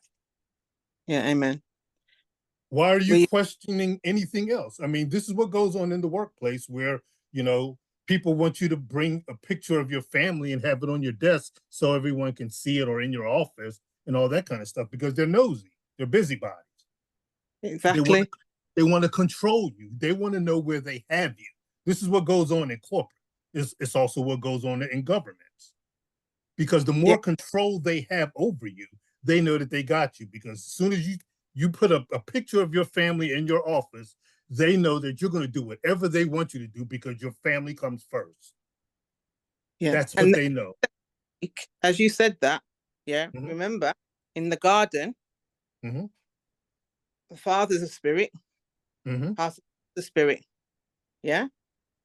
and both spirits came, and the Father spoke what he spoke to the children and told them what he said, and another spirit came along and spoke what it said. So then it is up to the individual now to take what was said according to the word. There were both spirits. Which one are you listening to? Exactly. Not flesh, not carnal now, spirit. So which spirit is speaking? Exactly. So, and I guess my point is that there are remnants of those things that hang over most people, not by the spirit, but by the carnality of this world. And that which comes from various teachings, from your genealogy, from your family, what's been implanted in your head, what they've told you as a child, what they've been telling you coming up, what someone else has instilled in you, whether it was in school, whether it was from the government, whether it was from a religion, all of those things. And this is why you have to get to know him for yourself and understanding the matters of him in spirit and in truth. If I went by everything that my mother and grandmother and other people, I would still be a Christian. I am not. They are. They still to this day are. I am not. I know who I am. I know that they still suffer an identity crisis. I know that. So those are the things that, do I hate them for that? Of course not. I hate that they still haven't gotten there yet, but it's all about, the Most High's timing in his season. And it's all based on, times past. So when they came out, if they came out in times past, then it's on them. If they did not, that, they won't be with him in times future. Most people are so, into the mindset of, and this goes back to my earlier question, being so tied to their family here. And then when their family is gone or family member is gone, oh, I'm going to see them in heaven. No, you won't. You won't see them in the same manner. There's no scriptural reference that you will ever see them like that. You won't. The only way you will recognize them is by their spirit of righteousness. That's it. You're so busy dealing with the genetics of your DNA that you think your DNA is still with you when you're gone. It's not. Your spirit, it has nothing to do with your DNA. But that's something that people want to believe. It's not written. It's not of the spirit of the Most High, but it's what they choose to believe. And there's a difference. Does that make sense? I know it's a tough pill to swallow for a lot of people, but it is what it is. It's understood. Yeah. So in this scripture, we're going to talk about that in more detail too, because he in the scriptures, he tells you you're going to come against, mother, father, sister, brother, brother-in-law, all of those things. It's either them or it's either Yahuah or them. Which one is it? Yahuah. Who are you for? This is what we all have to give an account for.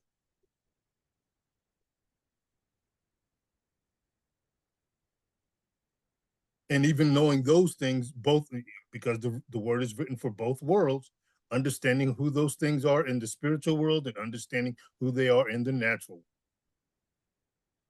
This is what has built, or the understanding for most people, because they go by the world that it wasn't by Satan's world. The carnal world is how most people live, very carnal. All right. So question number 12, do you believe that you still commit sin? And explain. You don't have to tell, well, you can talk about it whichever way you like.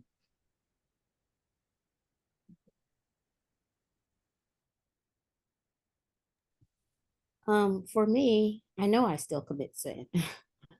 And why do I say that I know that I still commit sin? Because there are things that, according to what I have learned, what I know to be true, what I know to be right, that I still transgress. Some of them I may transgress accidentally, unknowingly, inadvertently. There are some things that Yahuah has dictated that we do or we not do that I am still not in knowledge of, and I transgress those. And whether I'm in knowledge of it or not, if I'm doing it, I'm engaging in it, it's still a sin. It's still something that he takes offense to and that I will have to be accountable for. And the evidence of that is, the things that have happened with our ancestors that caused us to be cursed. We had no knowledge of those things, but we still had to suffer the consequences, and we still had to pay the price.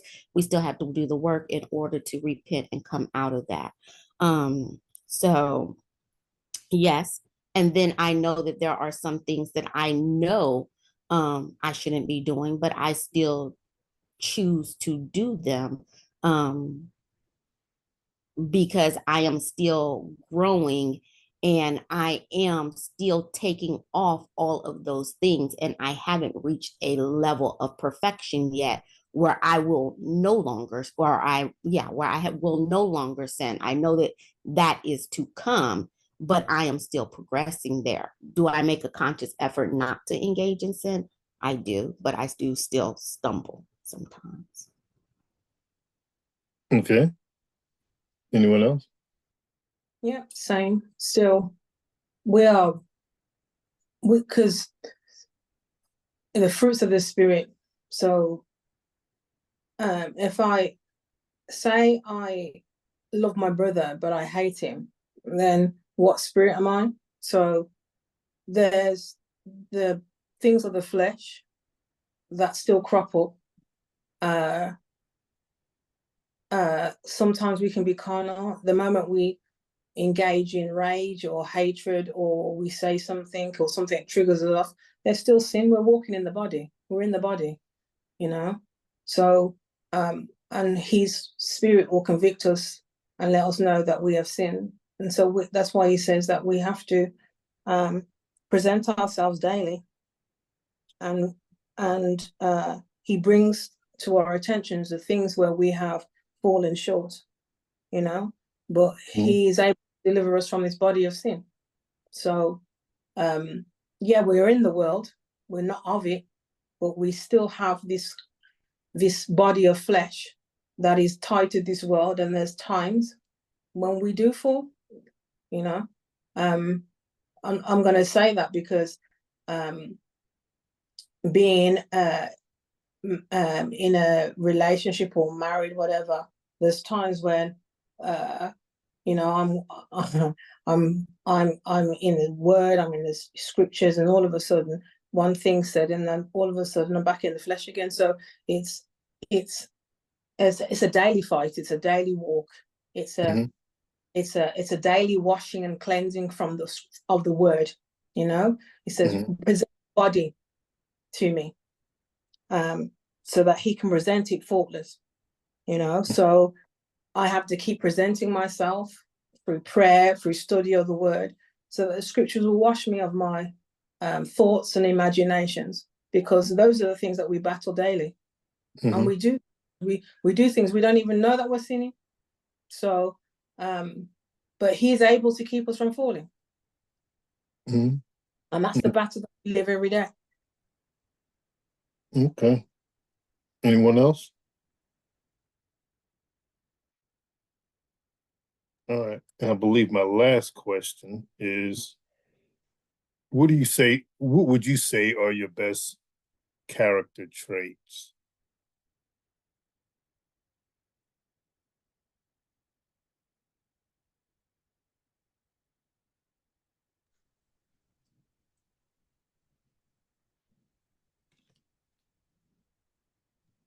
Wouldn't it be best for somebody else to say that instead of me saying it? Not necessarily. You can identify or know what your character traits are. I mean, someone else may have a different opinion, yes. Oh, Wendy can tell you mine. Mandy's kind. She's very kind, and she's very quiet inwardly. She's not she's kind to everybody around her. She's very helpful. She is very helpful towards other people.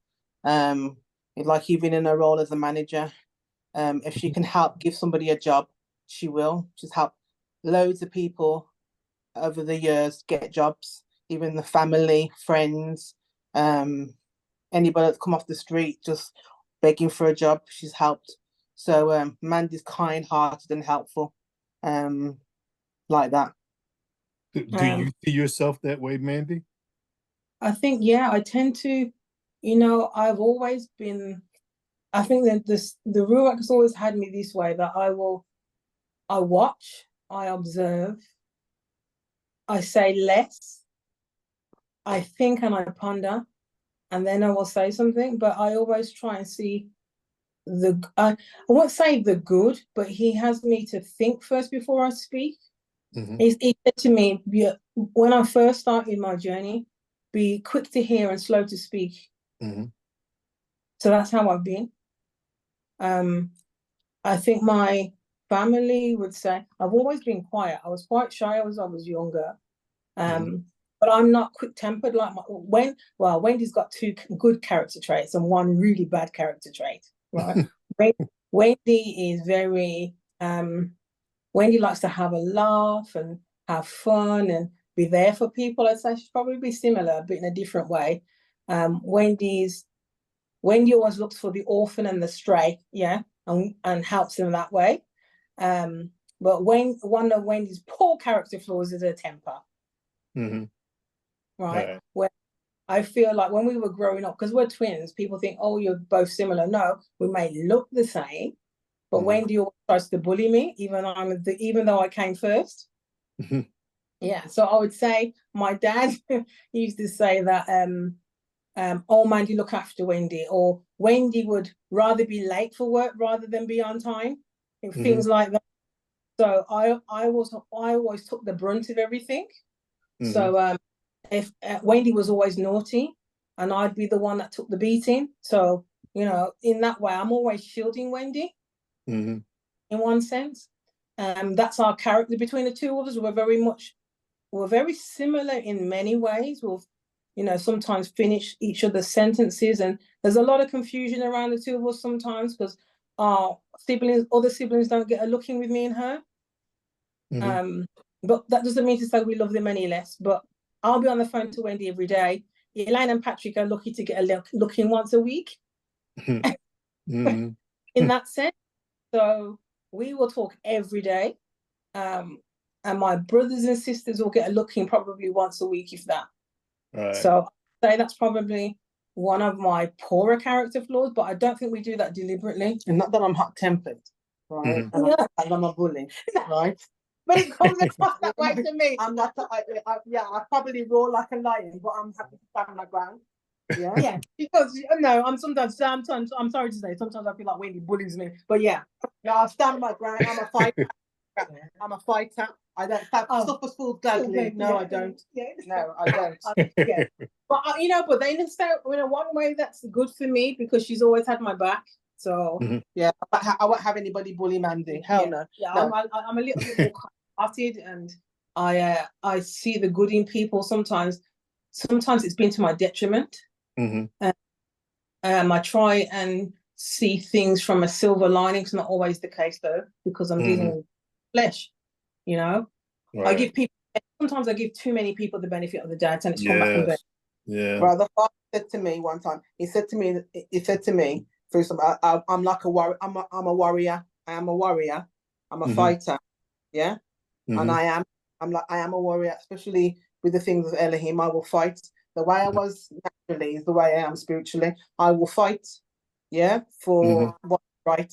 Righteousness, I will fight for, yeah. And, I will pray in that vein too, yeah. And it has to be truth or nothing at all. I don't want wishy-washy. I don't do black. I do black or white. I don't do grey. Right? It's either right or wrong, yay or nay. I'm not in between. I'm not in. I don't like mixture. It's got to be truth or nothing. Yeah, I'm either in or I'm out. I'm not in between the lines. No. Right. Yeah. That's how I am. So that's her character trait. Yeah. Yeah, but I'm the bold one between the two of us. I will fight. I will hide behind Mandy will hide behind me, but I will fight. We may all need to get behind you and let you lead the fight. Yeah, my motto was, if you're gonna lick me, you better make sure I'm licked down good, because if I get up, you're sorry. So, yeah, Wendy's more. But I have my moments. I'm a bit of a slow burner. Put it that way. Very slow burner. Very slow burner. Yeah. Right. Yeah. You mentioned something, Mandy, that I just wanted to speak on real quick, because I see this in good people, and that is wanting to see the good in everyone else, sometimes when the good isn't even there. Yeah. And I know people like this, and I see, there's a price to pay for that. You know what I mean? And I talk about this to a few people I know, and even myself, I've gone through it a lot as well. Because a lot of times you want to see a person the way that you want to see them. You want them to be better than what they actually are when they're showing you who they are. Yeah. And that's caused me a lot of problems in the past in my workplace, to the point that I've taken it really badly. If someone has shown me their a very nasty side, because then don't get me wrong, I have a mean streak in me, yeah, but it's rarely seen, yeah. It's rare. I know there's a dark side to my character. It's rarely seen, but I pray about it, and I because my mind, sometimes if somebody's done me something seriously wrong, it's like I want to pray down heaven upon them. You understand? That's where I'll go from one kind extreme to the other end. Yeah. Right. And I have to say to the Ruach, well, what kind of mind have I come to at this moment in time, because someone's done me this? I had a situation one time at work where a couple of members of staff cooked up something to get me the sack, and it was very painful, right? But for me, because the company, my bosses knew me, and I'd been working there a long time, and knew something of my character. They knew what was being said couldn't be right. And that went in my favor, but I was literally hurt by their behavior, that they could behave like that. And I had to realize, this is the people of the world I'm dealing with. Yeah. Exactly. They have the same mindset as me. Yeah. And I had to learn that even though I'm in the world, I'm not of it, but not everybody thinks and behaves the same way that I do. And so I had to learn to toughen up.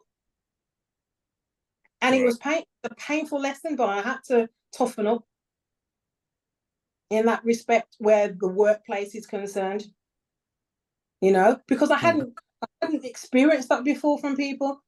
And I noticed it seems to be younger people. It's like they're really quick to want to jump into your shoes, not realizing how long it took you to get there. Right. Yeah. So, and when things are said and done, and and your character is assassinated. But for me, because people knew me long enough to know that wasn't my character, that's what was in my favor. But I knew that Elohim was in the midst of it, taking me through it. But it was a lesson for me to learn. All right, exactly. Not always like that with people. So I want you to relate or think about that in regards to your creator, because it all aligns the same way. And in respect to, you know, our creator has always wanted the best for his body, for his people, for his assembly. But guess what? His assembly didn't always want the best for him. Exactly. Well, he showed me that. What he showed me in it all, that he's an Elohim of mercy, but he's also an Elohim of righteousness, and sometimes wrath will prevail, because he showed me when the children of Israel didn't do what he said. He said, whoever's on my side, come over. The earth swallowed a third of them up. So I'm like, if he is like that, then my character, some of my character, you know, it may be a good trait to the world, but it's not always a beneficial trait. It's right. So, but it is a trait. You know, the chastisement is what people don't like. It's just like even in the natural and the spiritual, people don't like it. They don't like chastisement. They don't like correction.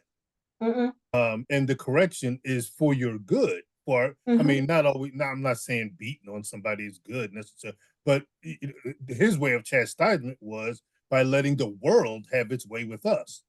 Yeah. You know, he just turned us over to the world. Since you don't like righteousness, since you don't like my way of living and being from a spiritual perspective, I'm going to let you, I'm going to let the world have its way with you. They'll take care of it. That's not his method of doing things. His method was having to sit there and watch all of that. You know how painful that is to watch the evil people of this world do what it has done to each other. That hurts. But it's what happened in times past as well. But at the same time, you know, getting back to what I was saying, so he a lot of times we have the same trait as him in regard to, we want the best in people. We just have to know who we're dealing with. And when someone shows you, just like when we showed him, we gotta let the world have its way with them as well. I think, Zeke, sometimes it's like this with me. Somebody will show me their face and I will go, oh, hold on, there's got to be a different part of that character that could possibly be better.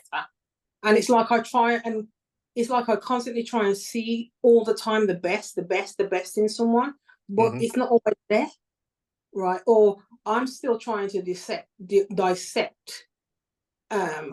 the lies that come before me, even within my relationships, And I'm like, hold on a second, you've done this, but you're still trying to mask what you did.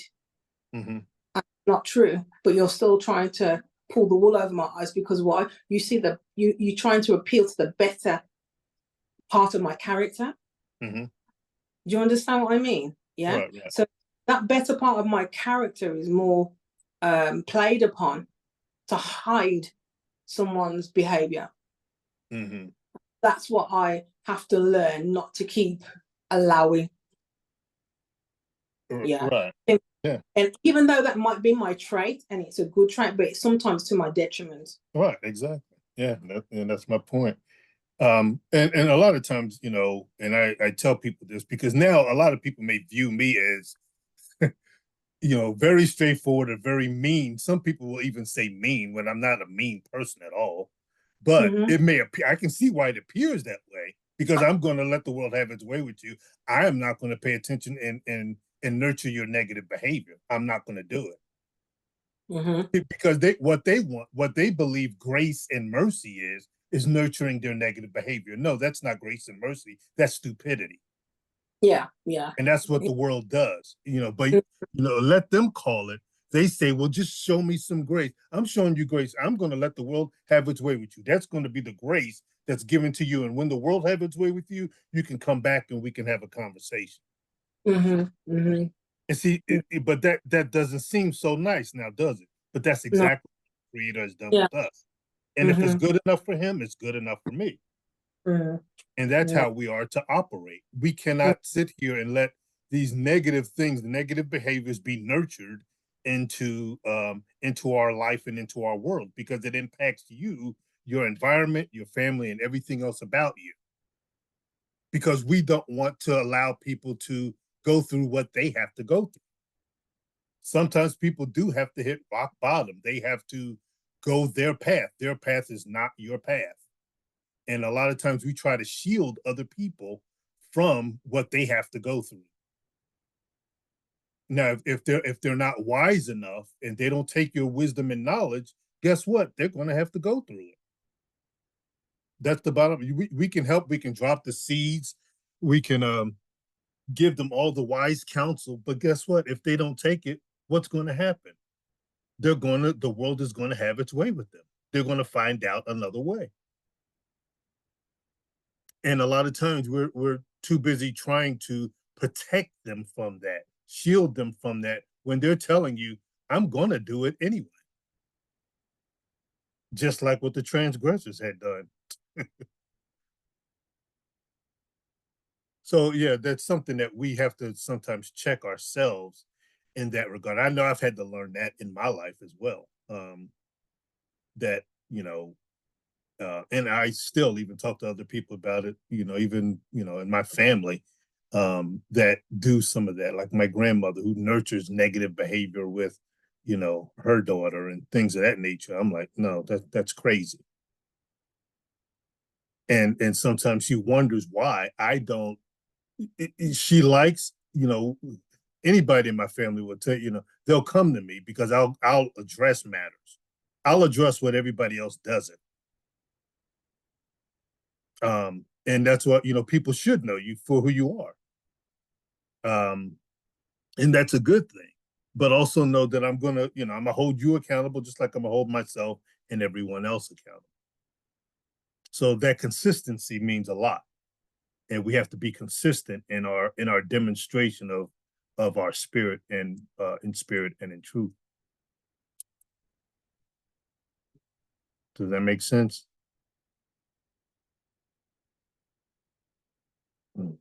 Okay, quiet. I answered your question in the chat. Yeah, I see it. Thanks. Yeah, your tenacity is one of your good traits. Yeah, I agree with that. Something Mandy was just talking about, I want to say, I hope Quest doesn't mind me saying this. But no, it's like, and I've said this before, like Quest has to me, his good traits are also his negative trait in a sense. To me, one of Quest's very good traits is that he's a very inviting person. He's a very calm person, that I've known over the years now. And he really tries to handle things from a diplomatic perspective and not cause any disruption sometimes. But so the flip side of that is that sometimes disruption needs to occur. So always, his very good behavior can sometimes turn to something that can really be negative or bad, depending on the audience, if you know what I mean. Does that make sense? Yes. All right. So, but I love that about him, because he's a good person, and you can't find good people most of the time. But I know a lot of times I talk to him, I'm like, no, that shouldn't have been your response. No, that's not. Because and Jay used to do the same thing. Now, Jay could definitely bring the heat. Trust me, he could bring the heat to somebody. And Jay was the opposite, where he would bring the heat a lot. And I had to, so a lot of times I would have to talk to him, bring it down a notch. You know what I'm saying? And I would have to calm him down in those senses that, You know, it doesn't take all of that. You should not address that. You know, you getting your blood pressure up, but he meant well. In his heart, he was a good person and he meant well, but his expression was the heat, and it was, you know, everybody could feel the heat when he would bring it. And it's unfortunate because a lot of times he was in conversations and audiences where sometimes it was warranted. And I would tell him, I'm like, give it to him, you know, bring the heat, because now they've asked for it. But when they don't ask for it, you know, sometimes there's a diplomatic way of handling those things, asking questions and having separate conversations and keep it moving from that perspective.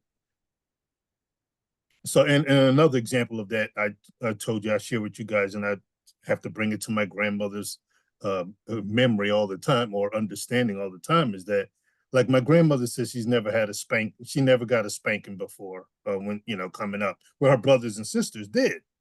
Mainly her sister. It was just 2 girls and 4 boys. But my grandmother didn't require a spanking or a beating, but her sister did. But so the fault that my grandmother did in raising my mother was, you know, not spanking her, not correcting her, never disciplining her, which is now nurturing a lot of negative behavior that you saw that was never corrected. And it's not that it has to be corrected via a spanking but it was never corrected in discipline. And that nurtures the beast itself. And this is what we have to understand. Sometimes we nurture the beast in our families. We nurture the beast in the larger conglomerate or collective, which is what the beast is. It all starts from a beginning. It has a beginning. And we have to, we can nurture the beast inside of us too, huh? Exactly. Which is just the affections of, you know, certain things that we want to do and have your way with whatever. That's what narcissists are, sociopaths. You let a narcissist get away with all these things, what do you think they're going to do? It's only going to manifest as things worse. It has to be handled. And that's why the Most High had to handle his son. And we have to recognize that. So if it's good enough for him, it's good enough for us to exercise on one another as well.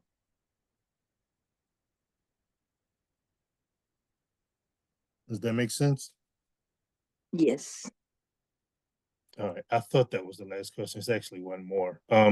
So the last question is, how much time do you believe Yahuah and Yahusha requires of us? I don't think I have enough time in the day to answer that question.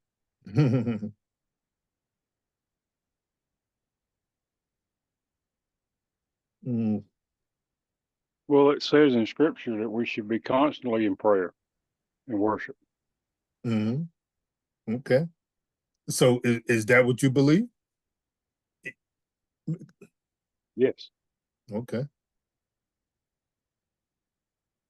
Anyone else?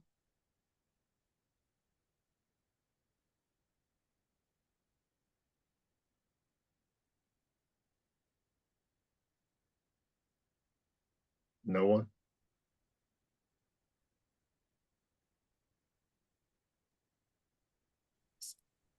All right. Actually, so I'm gonna add one more question.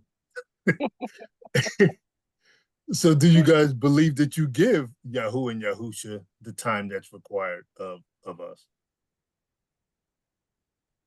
Yes, and I think I need to do more. Absolutely.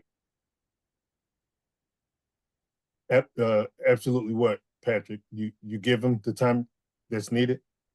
No, I don't give him the time that's needed. Okay. So none of us give it time, but we should give him. Right. So we should be striving to give more. That's what you're saying? Yes. Okay.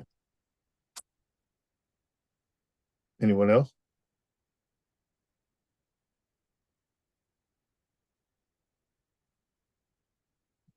All right.